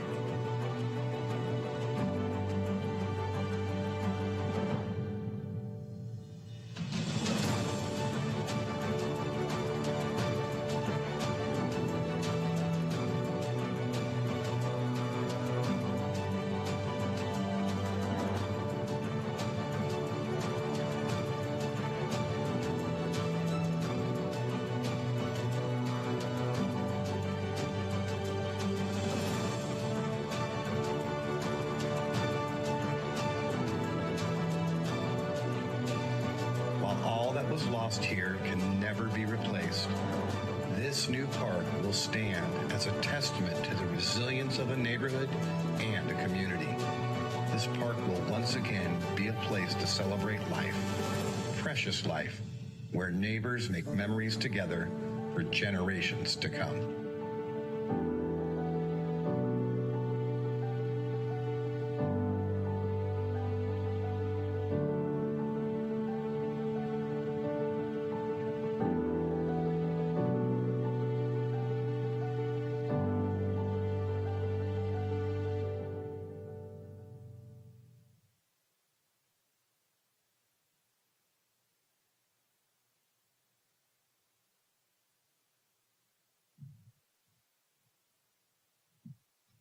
Jason, any other comments before I open it up? No, I just really excited and proud of the team that put this together, and it's a great testament to hard work and collaboration with the community. Absolutely. I would just echo, my thanks. The team did an awesome job. And I can't tell you the numerous members of the people who worked on that, or either neighbors of mine who said either they got chills when they saw it or brought them to tears. It really does help with that rebirth of the community. Staff did an awesome job and the community did too. So it well played, well played. Council, any questions for Mr. Nutt? Oh. All righty. Then we will take public comment on item 7, staff briefings. If you wish to make a comment via Zoom, please raise your hand. If you're dialing in via telephone, please dial *9 to raise your hand. Madam Zoom host, would you facilitate public comment on item 7? The Mayor will do. As you can see, a countdown timer is before you for the convenience of the council speaker and the viewers. The first speaker will be acknowledged and invited to speak. Please make sure to unmute your microphone when you are invited to do so. Your microphone will then be muted at the end of the countdown or the conclusion of your comment. The first public comment will be from Emily. Emily, I've enabled your speaking permissions. Can you please unmute your microphone and confirm you can see the timer on your screen? Yes, just to confirm, this is items not on the agenda, correct? No, we are taking public comment on item 7, staff briefings. Okay, I apologize. I'll wait for items not on the agenda. Thank you. Thank you. Thank you, Emily.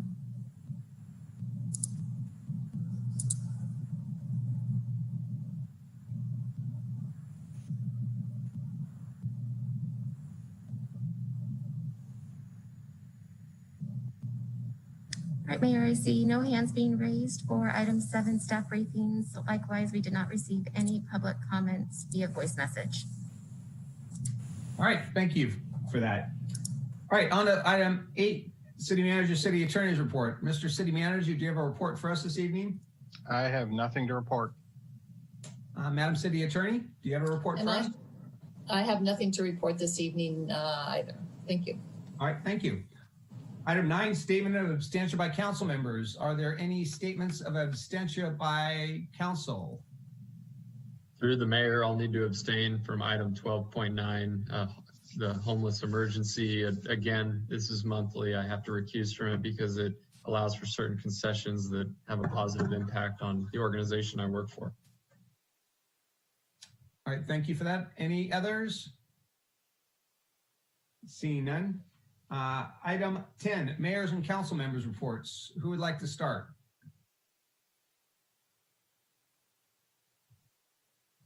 Or I could reframe it. Does anyone have a report they would like to share?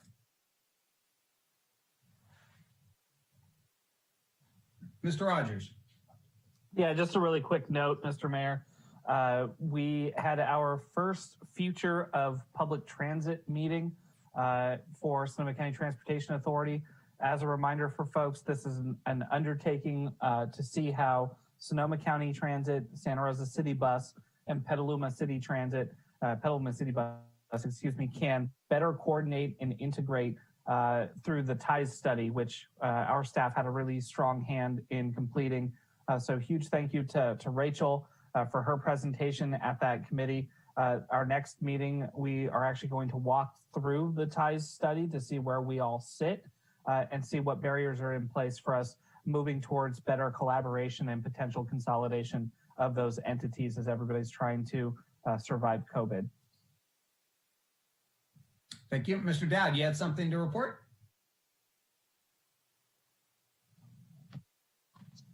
I'm reporting on the WACTAC meeting that was held recently, and if you've read the newspaper about it, there is a great deal of effort and work going to be needed to be done in order to have a successful conclusion.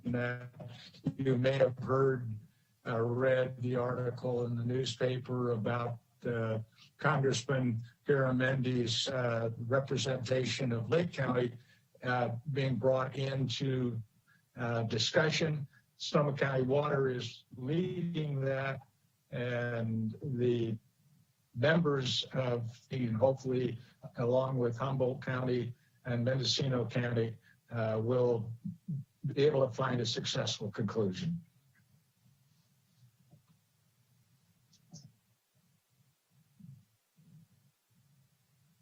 It would still appear that you're not hearing me well. Correct. We heard a little bit about the WAC meeting.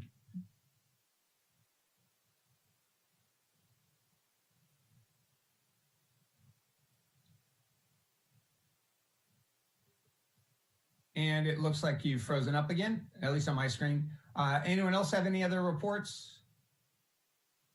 I do have one regarding our groundwater sustainability agency. What's happening from my end towards you.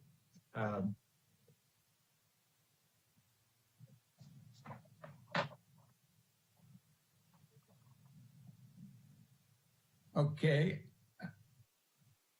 As I was saying, we had a October 29th, a groundwater sustainability agency report. Just want to make sure that council is aware this is, again, the state mandated SGMA. And there are 6 areas that our Santa Rosa Plain or Santa Rosa Basin has to identify. I just want to share those with you because we've got 2 of the 4. The sustainable management criteria for 2 of the 4 are already established. And those 6 areas that we are looking at are the chronic lowering of groundwater levels, the reduction of groundwater storage, seawater intrusion, degraded water quality, land subsidence, and depletions of interconnected surface water. So for our basin, seawater intrusion is not an issue. I think it was last month I reported out on the land subsidence that substantially interferes with surface land uses. We've identified the metrics for that. And at this last meeting, we talked about the metrics regarding the degradation of water quality. So again, these are all in draft forms. Once the entire report gets completed, again, we're halfway through 3 out of the 6. I'll be sharing that information with you. Also, the groundwater registration program will probably be starting to be initiated in January. And we'll report out as that information becomes available for council and for our community to understand the impacts that may have with them. And with that, on to the approval of minutes. So we all received a copy of the June 16th, 2020, seems like an eternity ago minutes. Were there any additions or corrections to those minutes that were submitted? Seeing none, then we will accept those as submitted. Item 12, consent calendar. Mr. McGlynn. Item 12.1, resolution 1 Santa Rosa Avenue parking agreement. Item 12.2, resolution 4th amendment to general services agreement F001621 with Creams Dismantling Incorporated DBA Creams Towing. Item 12.3, resolution 4th amendment to general services agreement number F000642 with Planet Bids Incorporated. Item 12.4, resolution bid award purchase order for 2020 Class 5 or newer diesel cab chassis with 9-foot utility body, lift gate, and material rack. Item 12.5, resolution sole manufacturer bid award purchase order for 2020 BMW R1250 RT-P motorcycles. Item 12.6, resolution award general service agreement F002195 Summit Pipelines, Auburn, California, CCTV service for Roseland storm drain pipes. Item 12.7, resolution, extension of proclamation of existence of a local emergency relating to the threat to community health posed by COVID-19. Item 12.8, resolution, extension of proclamation of existence of a local emergency relating to 2020 glass fire. Item 12.9, resolution, extension of proclamation of local homeless emergency. Thank you. Council, any questions on the consent calendar? Not seeing any. We're now taking public comment on item 12, the consent calendar. If you wish to make a comment via Zoom, please raise your hand. If you're dialing in via telephone, please dial *9. Madam Host, would you facilitate public comment on item 12? Thank you, Mayor. As you can see, there is a countdown timer before you for the convenience of the council, speaker, and viewers. The first speaker will be acknowledged and invited to speak. Please make sure to unmute yourself when you are invited to do so. Your microphone will be muted at the conclusion of your comment.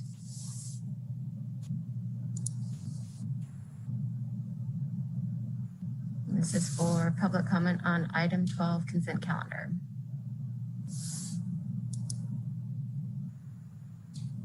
Dial *9 if participating via phone, if you'd like to make a comment. The first public comment will be from Colin.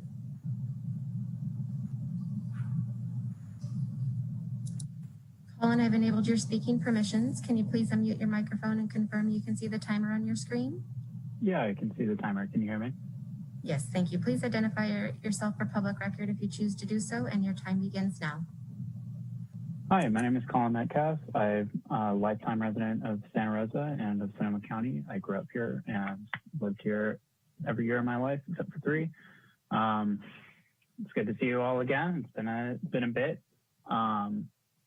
So I'm taking this to mean that this is for commentary on all items in the consent calendar. So I'm just going to go by order, try to spread out the time evenly.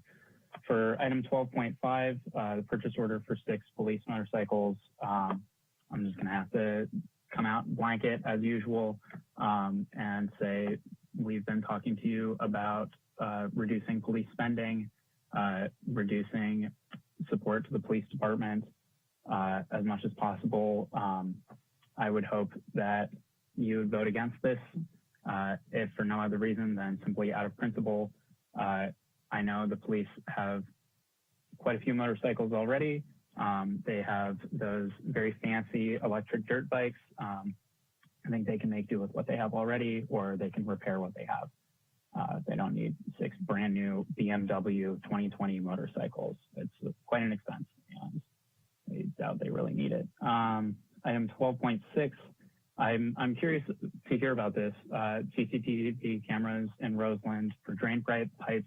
I don't know if this is something that has to do with the Department of Water or like some kind of stream or drain health, or if it's to surveil people who are going in and out of the sewer drains. I'm not entirely sure what's going on there.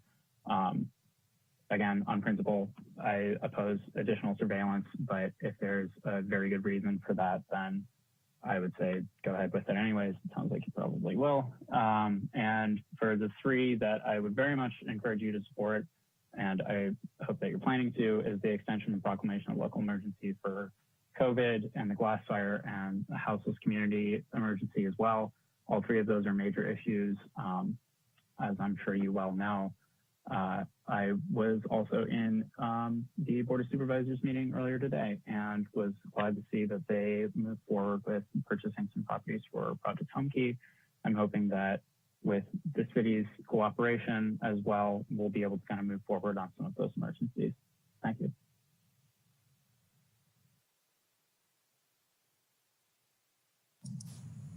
Thank you, Colin.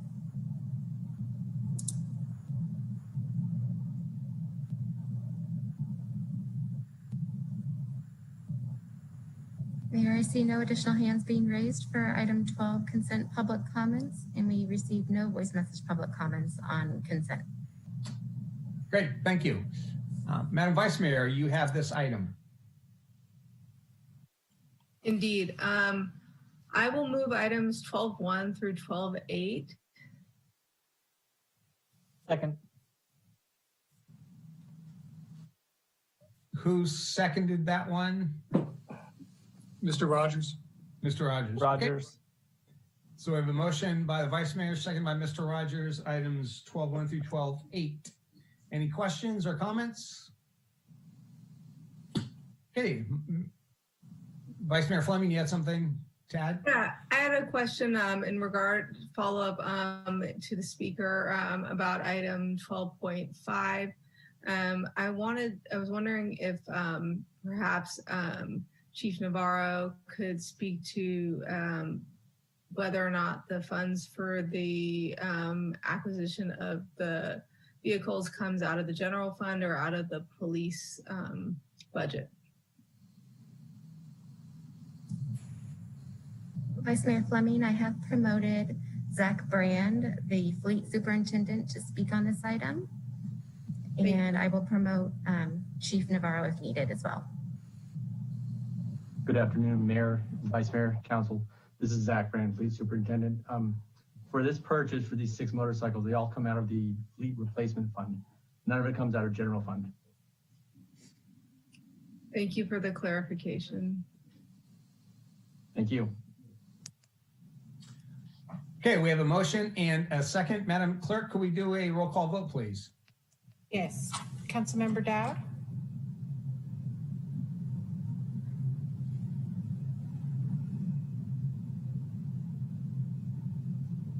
Councilmember Dowd? Councilmember Tibbetts? Here, or yes, sorry. Councilmember Sawyer? Yes. Councilmember Rogers? Aye. Councilmember Oliveris? Aye. Vice Mayor Fleming? Aye. Aye. Was that Councilmember Dowd that just said aye? Aye. Thank you. And Mayor Schwedhelm? Aye. That motion passes with 7 ayes. Thank you. I'd like to move item 12.9. Second. Second. Okay, we have a motion by the Vice Mayor, second by Mr. Rogers. Madam Clerk, could we do another roll call vote, please? Yes. I have voted aye. Thank you, Councilmember Dowd. Councilmember Tibbetts? Oh, I'm sorry, he's recusing. Councilmember Sawyer? Aye. Aye. Thank you. Councilmember Rogers? Aye. Councilmember Oliveris? Aye. Vice Mayor Fleming? Aye. Mayor Schwedhelm? Aye. That motion passes with 6 ayes and Councilmember Tibbetts recusing. Great, thank you. On to item 13. We're now taking public comments on item 13, non-agenda matters. This is the time when any person may address the council on matters not listed on this agenda, but which are within the subject matter jurisdiction of the council. If you wish to make a comment via Zoom, please raise your hand. If you are dialing in via telephone, please dial *9 to raise your hand. We'll take 10 speakers under item 13. If we have more than 10 public comments on item 13, the remaining speakers will be afforded the opportunity to speak on item 17, non-agenda matters, to provide public comment. Madam Host, would you please facilitate public comment on item 13? Thank you, Mayor. Again, as you can see, a countdown timer is before you for the convenience of the council, speaker, and other meeting participants. The first speaker will be acknowledged and invited to speak. Please make sure to unmute your microphone when you are invited to do so. Your microphone will then be muted at the end of the countdown or at the conclusion of your comment. The first public comment on non-agenda matters will be from Emily. Emily, I've enabled your speaking permissions. Can you please unmute your microphone and confirm you can see the timer on your screen? Yes, I can. Thank you. Can you hear me? I can. Thank you very much. Please identify yourself for public record if you choose to do so, and your time begins now. Good evening, members of council and staff. This is Emily Ramey from Y Green Energy Fund. We are a leading PACE finance company, and we are a Sonoma homegrown company, born and raised, I should say, in the great city of Santa Rosa. We now reside, our headquarters in Petaluma, but we led our first years on 1st Street and then 5th Street in Santa Rosa. So our beginning ages were really developed in the great city of Santa Rosa. So I'm here tonight just to introduce myself and remind staff and members of City Council about our program. We're very grateful for the city manager's allocation of staff time to work on bringing our program to City Council for consideration to add to your existing menu of PACE providers. I know you have an agenda item for the Skype program later on in the agenda this evening. We are a member of the Skype Sonoma County Open PACE Marketplace. We have been since May of 2016, and we love working with that program and the staff over there. So for Y Green, in case you didn't know it, is the word energy spelled backwards. Most people still can't pronounce it, even if they've known about us for years, but it's Y-Green. And we provide residential and commercial PACE financing. We have since we started. And in fact, while most of the business that we do in PACE financing is still focused on residential properties, we offer the most commercial PACE financing of any PACE provider combined. So we focus especially on small and mid-sized commercial PACE.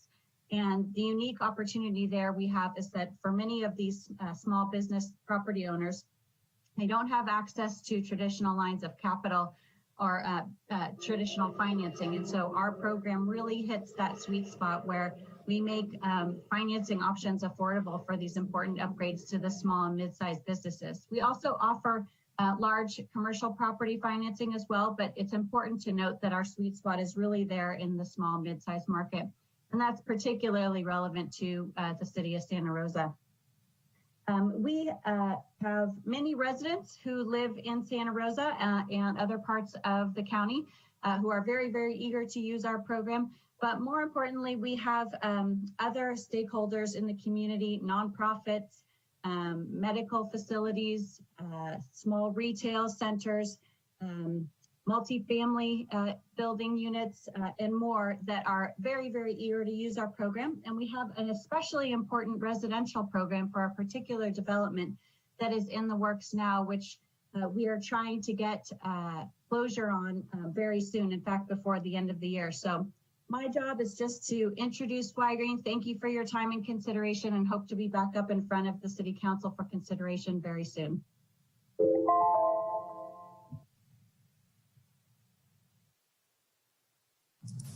Thank you, Emily. And we are now taking item 13, non-agenda matter, public comments.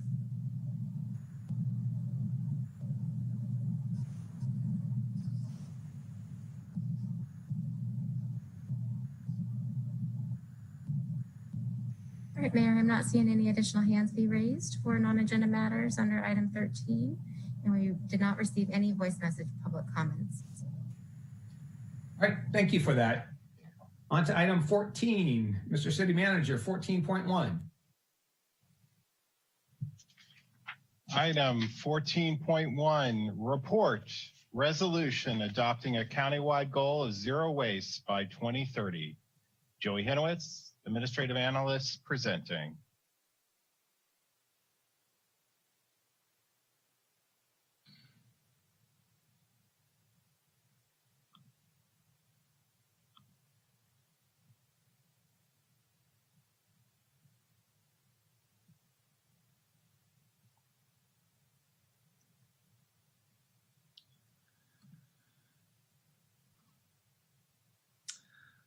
Hello, good evening.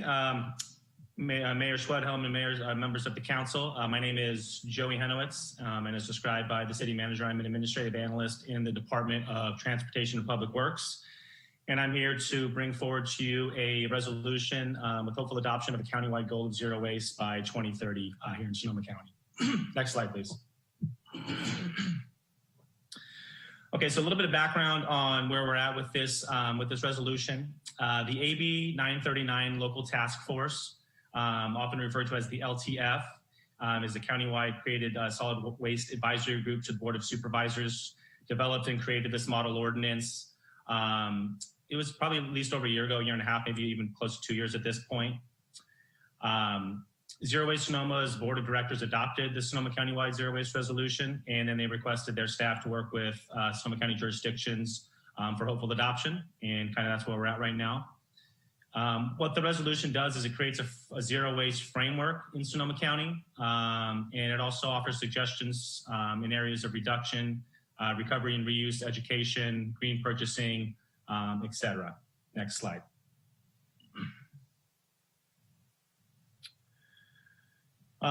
So we have actually had this reviewed by the City Council Subcommittee. The Climate Action Subcommittee reviewed the Zero Waste Resolution on September 22nd and recommended it bringing it forward to the full City Council for adoption. We can go to the next slide. So some brief analysis on the resolution. It does ask the City of Santa Rosa to adopt the Zero Waste International Alliance of the definition of zero waste, excuse me, and you can read that there. Obviously, earlier on in the year, in January, City Council did pass our Zero Waste Master Plan, which is really going to be our guiding document for zero waste plans and policies moving forward in the City of Santa Rosa, with the ultimate goal of reaching 75% diversion from the landfill by 2030. As well as reducing our pounds per day per person, which is the amount of pounds each person per capita per day disposes of to the landfill, less than 1 pound per person per day. To give you an idea of where we're currently at with that, the most recent report from Recology was within the third quarter of 2020. We're at about 45% diversion right now at the moment. We've gone up about 6 or 7 diversion percentage points since Recology has taken over, so we do see some improvement in that realm. As well as reducing our pounds per person per day, which we're currently at about 2.8 pounds per person per day in Santa Rosa. We'd like to get below that 1 pound per person per day level. So we do know that we have passed, that master plan. That has the focus strategies, the measurable goals, the dedicated funding, staffing as well. But it's important for Santa Rosa to join on with the zero waste resolution and demonstrate its commitment to zero waste countywide. We are one of the last jurisdictions in Sonoma County to adopt this ordinance, and hopefully I don't have to hear any longer that Santa Rosa isn't on this resolution. So by adopting the zero waste resolution, we're really going to basically join the rest of the jurisdictions in the county, and now we're going to be putting zero waste at the forefront of our thoughts in our projects moving forward. Next slide. So it is recommended by the Transportation and Public Works Department that the City Council by resolution approve the Sonoma County Zero Waste Resolution, adopting a countywide goal of zero waste by 2030. And I'm available for any questions or comments that you might have. Great, thank you for that presentation, Joey. Council, any questions?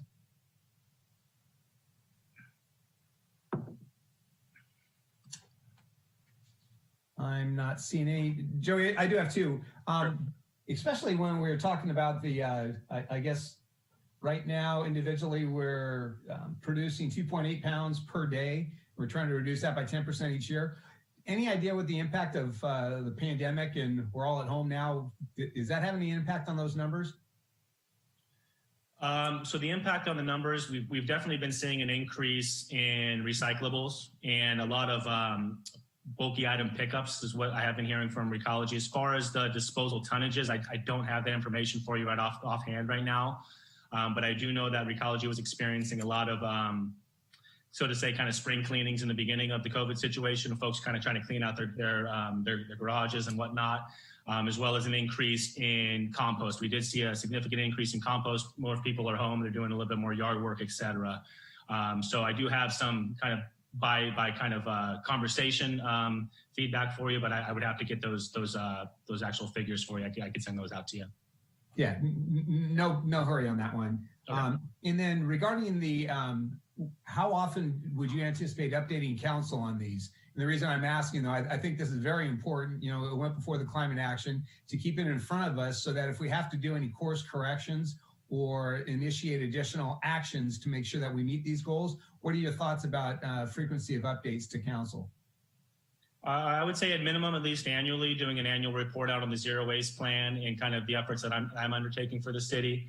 Objective elements to the city council, which is going to be a foodware ordinance that is still kind of working its way through the climate action subcommittee, hopefully by the end of the year. So I would say annually, I should be able to report out to you folks on that. That would be great. Thank you. Any additional questions from council? Not seeing any. Then we're now taking public comment on item 14.1. If you wish to make a comment via Zoom, please raise your hand. If you wish to make a comment via telephone, please dial *9 to raise your hand. You would have 3 minutes. Madam Host, would you facilitate public comment on item 14.1, please? Mayor, a countdown timer is before you for the convenience of the council, speaker, and other participants. The first speaker will be acknowledged and invited to speak. Please make sure to unmute your microphone when you are invited to do so. Your microphone will be muted at the end of the countdown or at the conclusion of your comment. Again, this is for public comment on item 14.1, countywide goal of zero waste by 2030. First public comment will be from Colin. Colin, I've enabled your speaking permissions. Can you please unmute your microphone and confirm you can see the timer on your screen? Yeah, I can see it. Can you hear me? Yes, I can. Thank you. Please identify yourself for public record if you choose to do so, and your time begins now. Hey, it's Colin Metcalf again. I will be very quick. I think this is a great idea. It's really cool that you're moving ahead with it. I think this is one of many great ways that we can reduce waste and combat climate change and help the environment in our county and in our city. And so thanks for the presentation. I'm really looking forward to seeing it implemented.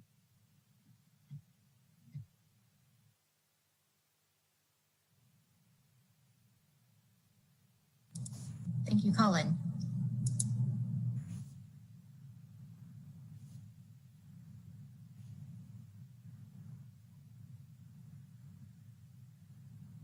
Mayor, I'm not seeing any additional hands be raised for public comment on item 14.1, countywide goal of zero waste by 2030. Additionally, we did not receive any voice message public comments on this item. All right, thank you very much for that. Mr. Sawyer, you have this item. I do, Mayor. Thank you very much, and thanks to Joey and all of those other people out there, oftentimes just in the dark, working daily to help reduce the amount of solid waste that ends up in our landfill. The work is immense, the effort is immense, and it will take an immense effort on the community to make sure that we reach those goals. So this is one more step, and it's my pleasure to introduce a resolution of the Council of the City of Santa Rosa adopting a countywide goal of zero waste by 2030 and waive further reading. Second. Okay, we have a motion by Mr. Sawyer. I saw Mr. Rogers' lips move first. He seconded it. Any additional comments? Seeing none, Madam Clerk, would you do a roll call vote, please? Yes, thank you, Mayor. Councilmember Dowd? Aye. Councilmember Tibbetts? Aye. Councilmember Sawyer? Aye. Councilmember Rogers? Aye. Councilmember Oliveras? Aye. Vice Mayor Fleming? Aye. Mayor Schwedhelm? Aye. That motion passes with 7 ayes. All right, thank you for that presentation, Joey. Well done again. Mr. City Manager, item 14.2. Item 14.2 reports Sonoma County Energy Independence Program amendment for expansion to include seismic strengthening improvements and wildfire safety improvements. Tasha Wright, Sustainability Coordinator, presenting. Good evening, Mayor Schwedhelm and members of the council. My name is Tasha Wright, and my title is Sustainability Coordinator. I'm here this evening to present to you for consideration the expansion of the Sonoma County Energy Independence Program to allow for seismic strengthening and wildfire safety improvements. Sonoma County Energy Independence Program is also known as SCIPE.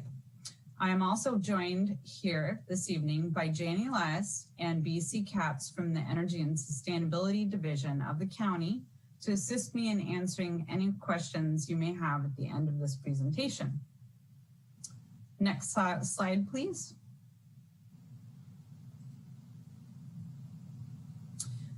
So this is the status of our current Sonoma County Energy Independence Program. It is available to our residents and businesses.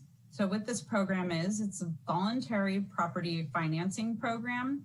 It began in 2009. Program focuses on energy efficiency, water conservation, and renewable generation. There is 10 and 20-year terms, and originally the fixed interest rate was at 7%. As of October 1st, that was decreased to a 5.99%. And this loan, essentially financing opportunity, is paid back through the county tax bill system. Eligibility criteria is not based on income or credit, and the low program fees are available for applicants. Next slide, please. So here's an overview since 2009 and up till 2019. As you can see here, we have the number of projects, residential 762 and commercial 21 for a total of 283. And you can see here on the right-hand side of your screen, the one specific to the city of Santa Rosa. And that is, that piece of the pie is 30%. And for commercial, it's 27%. And then also you can see the funding amount is 23% is residential and 42% is commercial. So the grand total of what the county has provided for residential and commercial is $22 million.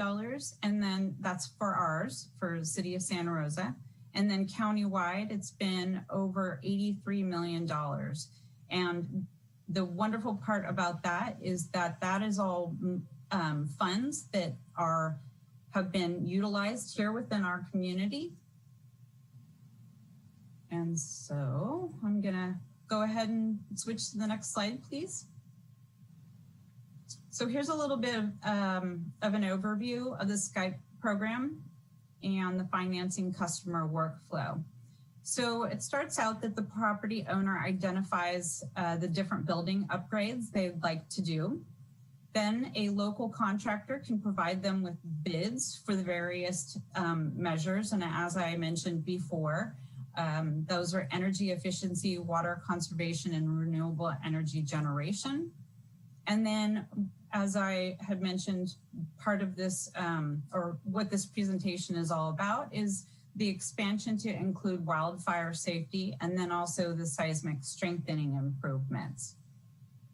So Sonoma County Energy and Sustainability Division staff provide the support in office building consultations for this program, and they provide a contractor bid review and then discuss the different financing options that are available.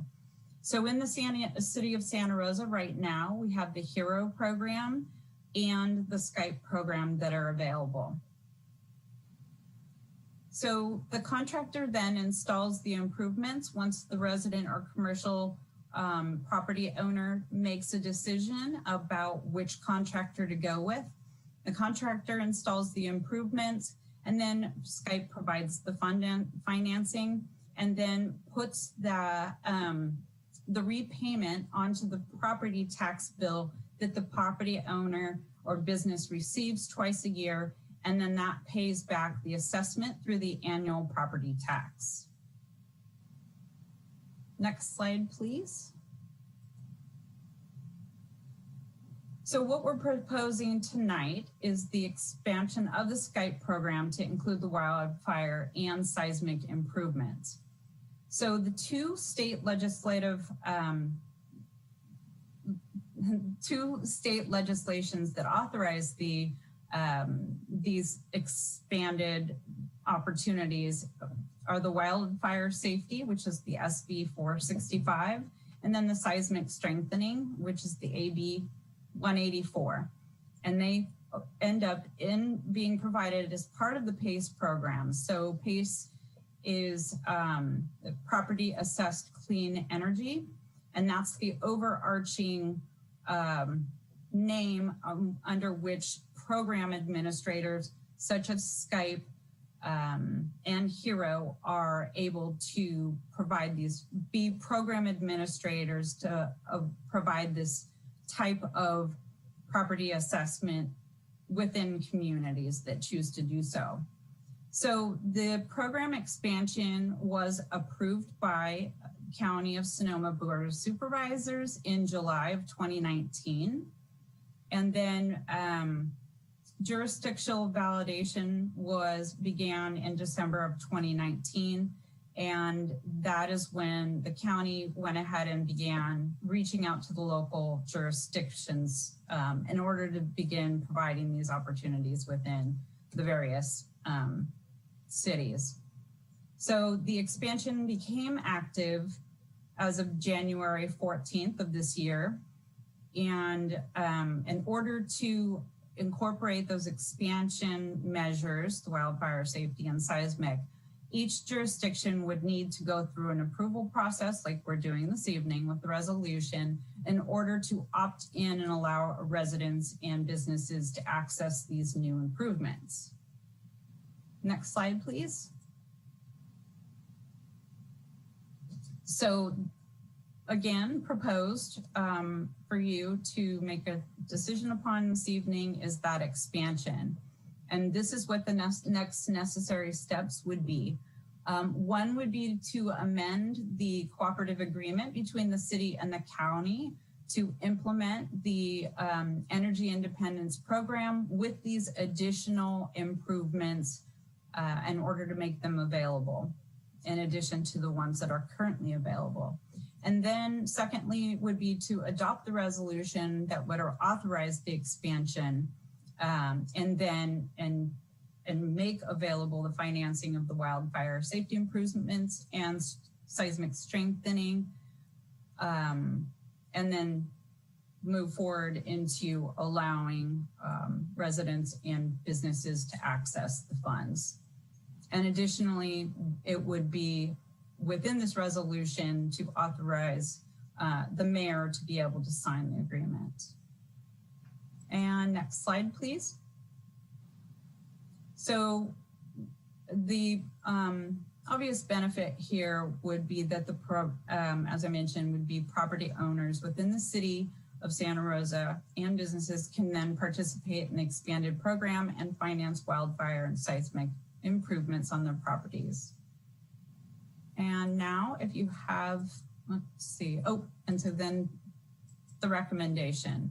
So the recommendation is by the Transportation and Public Works Department and the Water Department that the council by resolution approve this 8th amendment to the cooperative agreement that we have in place with the county.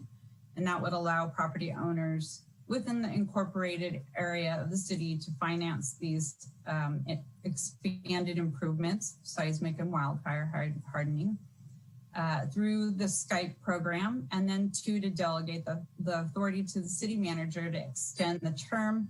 Sorry, and by the way, I misspoke, not the mayor, the city manager, to extend the term of the agreement. And what we'd like to do is be able to provide this extension until 2030, March 31st. And that concludes my presentation. And now if you have any questions, as I mentioned, I have both Jane Elias and BC Caps from the county. So if there's anything that I'm not able to answer, I will turn it over to them. All right, thank you, Tasha, for that presentation. Council, any questions? Mr. Tibbetts. Thank you, Mayor. Thank you, Tasha. I was curious, so we heard from Y Green earlier, and I know there's a lot of companies like Y Green out there. Is there a reason why we're using the Sonoma County Independence Program? Are those two mutually exclusive, or is there a way that we can incorporate other vendors to, provide an opportunity for them to compete for the homeowner's best interest? Thank you. That's a very good question. So currently, the county had originally started with the Skype program. Then they did a request for proposals to look at other program administrators in order to provide the community with a wider range of different financiers. So when they did that, they ended up incorporating into what they now call the marketplace, Hero, Fig Tree, Y Green, California First. So several years ago, we came before the council with several of those program administrators. And one thing that we worked with legal to determine was looking at their different JPAs that we would have to join, and then also the agreements that we would need to come into with them. Legal decided that what would be best is to have indemnification language from both the JPA and the program administrators. And at that time, the Skype was able to do that for us.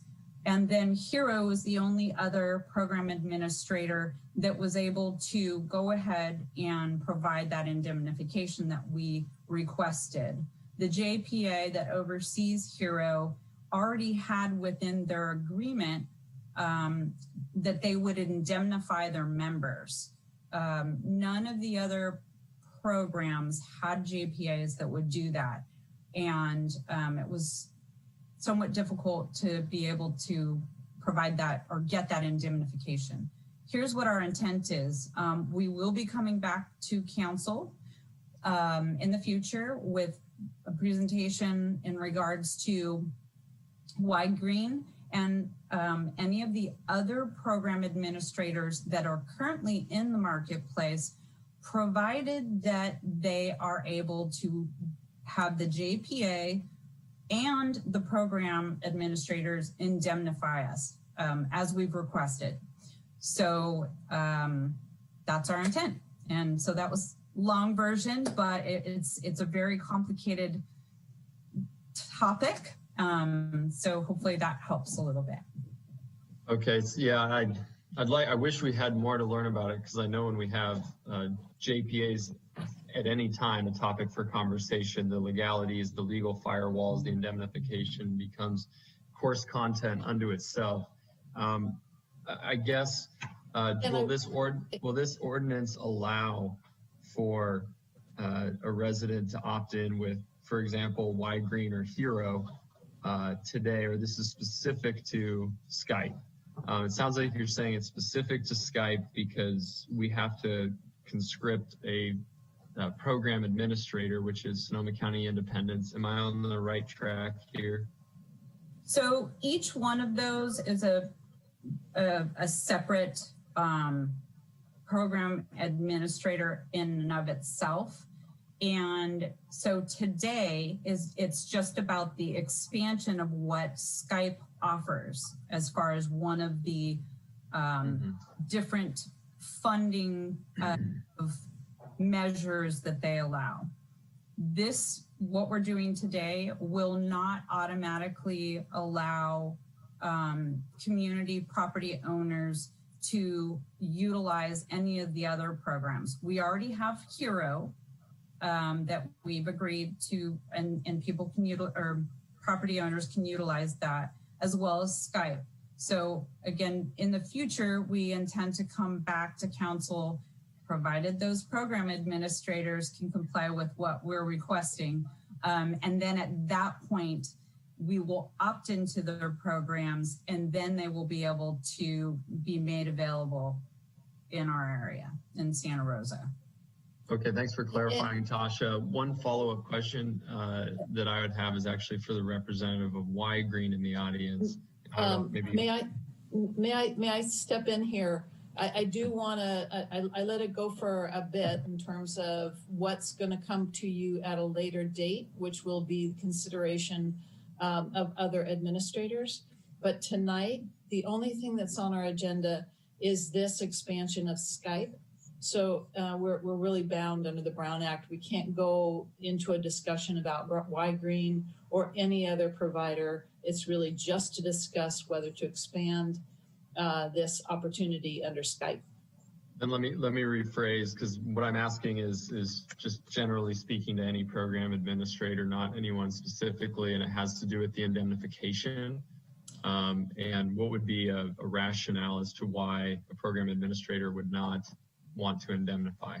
Yeah, and that's not within the agenda this evening. That is a separate issue, and that would be a question to discuss and an issue to discuss at the time that we come back with opportunities for other providers. But at this point, Skype has already signed those agreements. Those are not an issue for tonight. So I do want to keep us focused on just the agenda item that's here for this evening.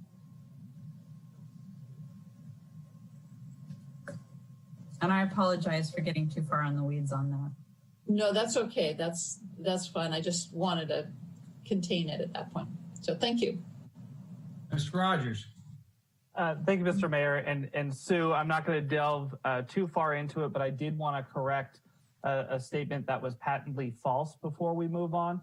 The reason that Y-Green was not considered before was not because they didn't have an indemnity agreement. And in fact, they do in fact have one through Golden State Finance Authority. It's because I'm on council. And at the time I was working for Y-Green, which created too substantial of a conflict for them to be considered for adoption in Santa Rosa. I no longer do. I haven't worked for them for over a year, but they were not considered, not because they didn't have an indemnity agreement, but because it was too much of a conflict. So I did want to clear that up before we moved on, because it is important going forward in conversations. Thank you for that clarification, Chris. Member Rogers. Vice Mayor Fleming. Thank you, Mr. Mayor. You covered this, Ms. Wright, during your presentation, but I wanted to, because it's a particular concern to many of my constituents, just clarify once again that this program will be available for home hardening and fire prevention associated activities. Is that correct? And can you expound on what any of the limitations might be on those activities?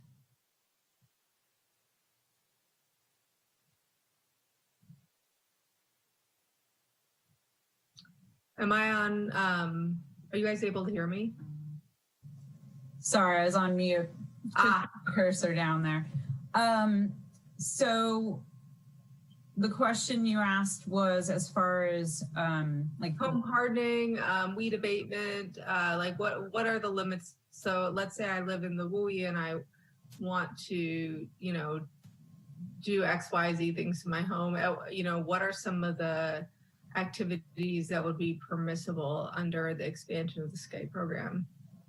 Okay, so the kind of the macro parameters is that it has to be affixed to the property. So something like weed abatement, any kind of ongoing maintenance would not be covered, but there's a limitation of what can be done, and essentially thinking of it as it's something that has to stay with the property, affixed to the property. So I am happy to hand this over to Jane Elias or BC CAPS, and they can kind of expand on that a little bit more. Okay, thank you.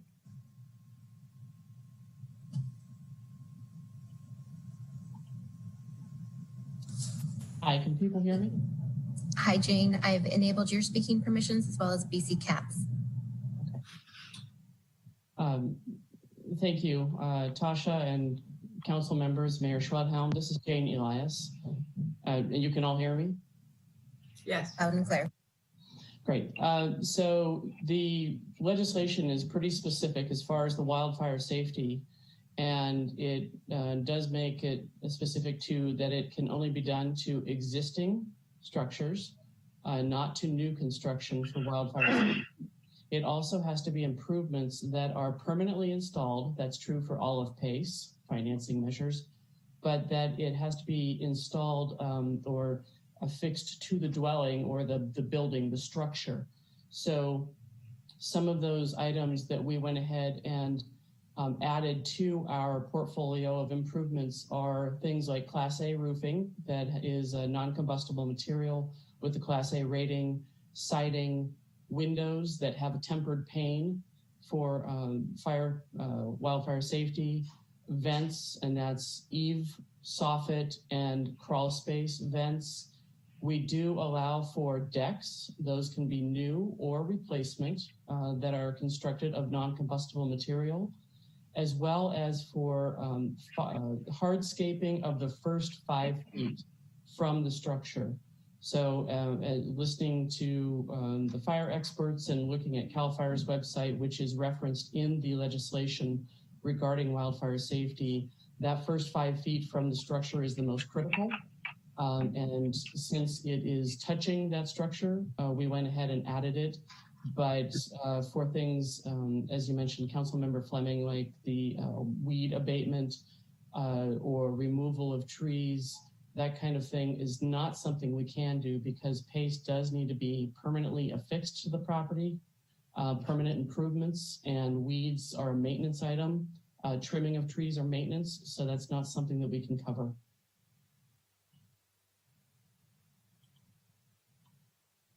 Thank you for that clarification. And so I know this is getting in the weeds, no pun intended, but I guess maybe I intended that, so I'm having a hard time not chuckling. So would something that is an improvement or an improvement to, or something that would be fixed, like let's say updating eaves or whatever, something that is not an addition but would be a remediation of a decayed portion of the home, would that be okay so long as it's going to run with the property? So we can finance new or improvements. We can't finance a repair per se, but if somebody, let's say, has vents that they want to switch out to make sure that those are now meeting the WUI requirements and they have the proper either closures or to prevent the sparks or what have you from going into the attic, we can finance the removal of the old ones and the putting in the replacement of the new. That is something we can do. But if there's I don't know, if like dry rot or something like you mentioned, that would be considered a repair and not something that we can finance. I don't know, does that answer your question? It definitely answers my question. I have larger policy questions that are probably more directed at other entities rather than our own about some of this stuff, but I do appreciate the clarification and thank you very much. Sure. Okay, Council, any additional questions? Not seeing any. So we're now taking public comment on item 14.2. If you wish to make a comment via Zoom, please raise your hand. If you're dialing in via telephone, please dial *9. You'll have 3 minutes. Madam Host, would you facilitate public comment on item 14.2? Thank you, Mayor. A countdown timer is before you for the convenience of the council, speaker, and other participants in Zoom. The first speaker will be acknowledged and invited to speak. Please make sure to unmute yourself when invited to do so. Your microphone will be muted at the conclusion of your comment or at the end of the countdown timer. This is for public comment on item 14.2, Energy Independence Program Amendment.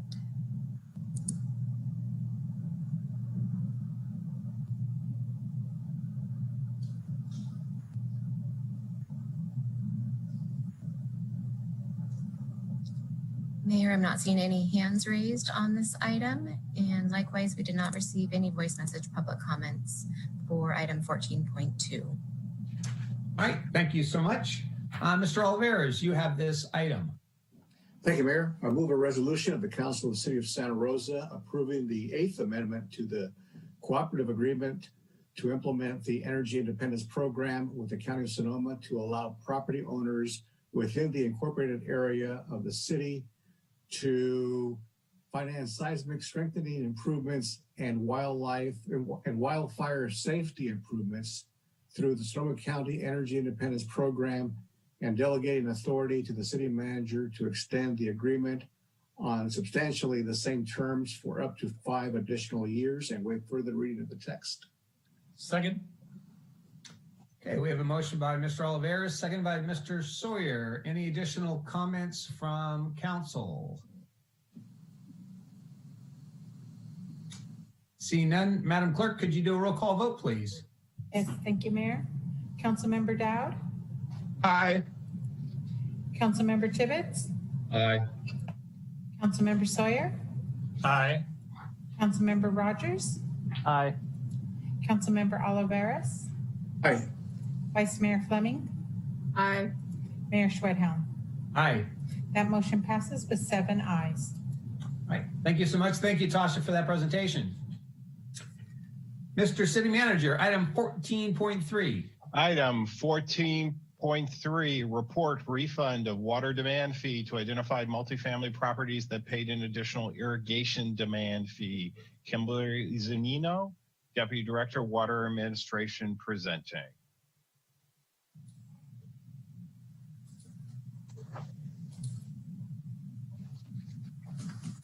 All right, good evening, Mayor Schwedhelm, Vice Mayor, and members of the council. I am bringing you a request for approval to refund developers who purchased an additional water capacity for irrigation. Can I have the next slide, please?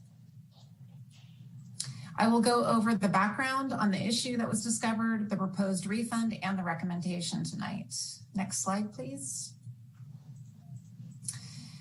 In August of 2014, City Council approved the water and wastewater demand fee study and adopted the demand fee schedule. The table shown here indicates the amount of demand, also referred to as capacity, to be purchased for connection to the public water system. These are listed by type of development and peak volume of demand in 1,000 gallons, which is based on City of Santa Rosa customer use. I won't go through all of them, but you can see that condominiums, apartments, and mobile homes have a water demand based on 9,000 gallons, which is where we found the issue that is the basis for the refund request. When the demand fee schedule was adopted, the price per 1,000 gallons was $244. So a single multifamily unit fee is calculated based on this chart by multiplying the demand factor, 9,000 gallons, or 9 times $244. Can you go to the next slide, please? Staff was working with developers that were proposing construction in Santa Rosa that was different than the typical multifamily unit developments. These were high density buildings that included some very small units. Because this type of construction is newer and becoming more desirable to address City Council Tier 1 goals for increasing housing and affordable housing in Santa Rosa, staff was trying to determine where this type of development would be categorized based on the current demand fee structure and schedule, and discovered that the amount of demand, that 9,000 gallons, looked incorrect for multifamily units when they were setting a separate irrigation meter. Demand fees are only listed in systems as dollar amounts and not volumes, so staff had not realized that the volume was likely too high for developments paying an irrigation demand fee separately, and that the calculated fee in the system already included an irrigation factor per unit. I will point out, though, that the 9,000 gallons is the correct volume for multifamily units that do not have a dedicated irrigation meter. So we began to research and found that when the data was given to our consultant, there was a category that was not included in the data. There should have also been a category for multifamily units with dedicated irrigation meters that removed that irrigation factor from the per unit volume. The correct amount for these multifamily units is 4,800 gallons and not the 9,000 gallons. This resulted in some developers paying a demand fee for their dedicated irrigation meter, as well as that incorporated irrigation capacity in the per unit fee. Irrigation demand for a separate dedicated irrigation meter is calculated the same way the per unit fees are, by multiplying the demand times $244 per 1,000 gallons. And the amount of demand for irrigation and dedicated irrigation meters is based on the actual water needs of the landscaping on the property.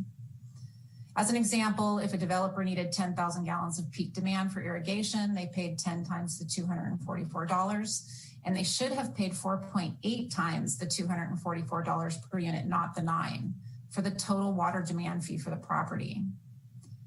As soon as this was discovered, the fee for the multifamily units with dedicated irrigation meters was immediately corrected in the system, and work to find a solution for the properties that previously paid began. Staff has identified every permit that was pulled to connect to city water that paid the multifamily rate, and separated those out that paid irrigation demand as well. We've determined what the developers did pay, what they should have paid, and calculated a refund for those properties. Next slide, please. In all, there were 14 developers affected, which pulled 42 permits in total. Many of them are single developments with multiple permits for them.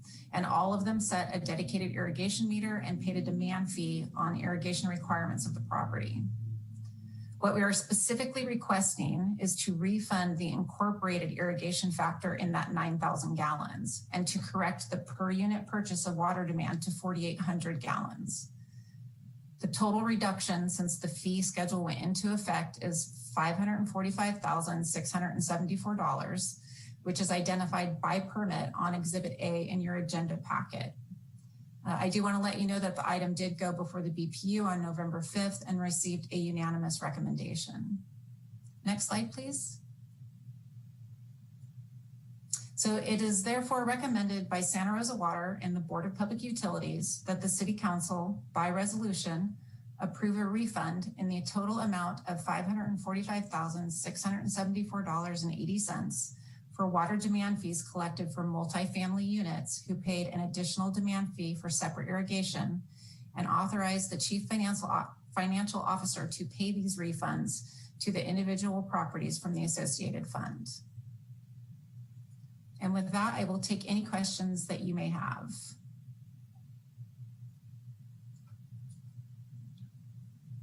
All right, thank you for that presentation, Kimberly. Council, any questions?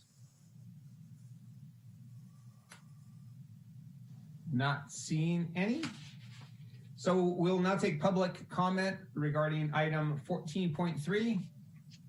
If you're on Zoom, please raise your hand. If you're dialing in via telephone, please dial *9. Madam Host, would you please facilitate public comment on item 14.3? Thank you, Mayor. A countdown timer is before you for the convenience of the council, speaker, and participants via Zoom. The first speaker will be acknowledged and invited to speak. Please make sure to unmute your microphone when you're invited to do so. Your microphone will then be muted at the conclusion of your comment or at the end of the countdown.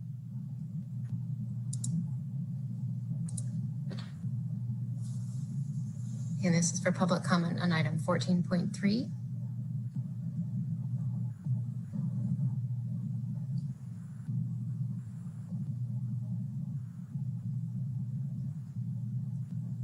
All right, Mayor, I'm not seeing any hands be raised for item 14.3 via Zoom, and we received no voice message public comments on this item. All right, thank you for that. Mr. Dowd, you have this item. Are you able to connect with us?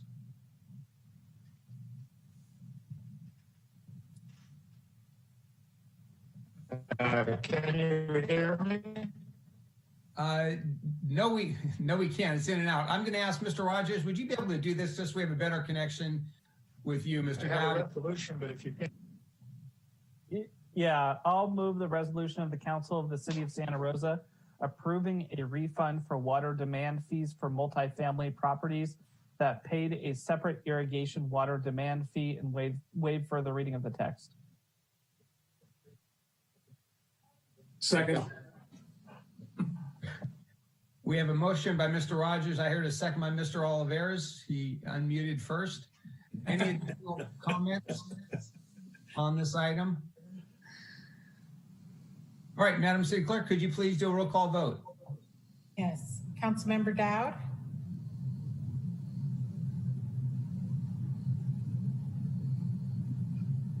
Councilmember Tibbetts?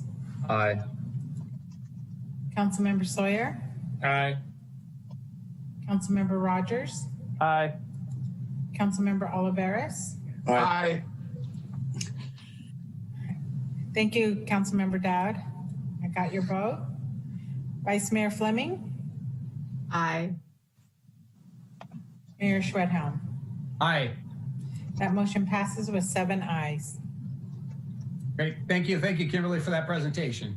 Thank you. All right, item 15, we have no public hearings. We have no written communications.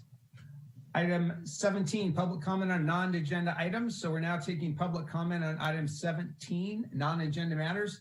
If you wish to make a comment via Zoom, please raise your hand. If you're dialing in via telephone, please dial *9 to raise your hand.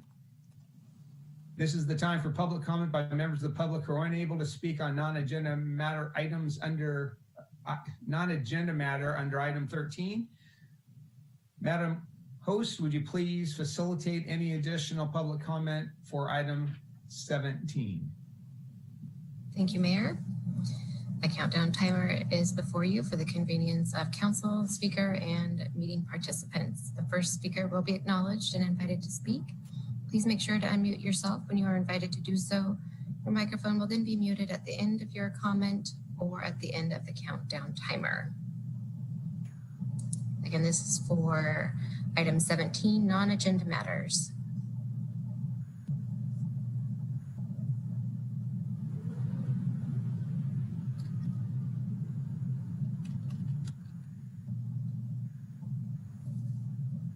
Mayor, I do not see any hands being raised via Zoom.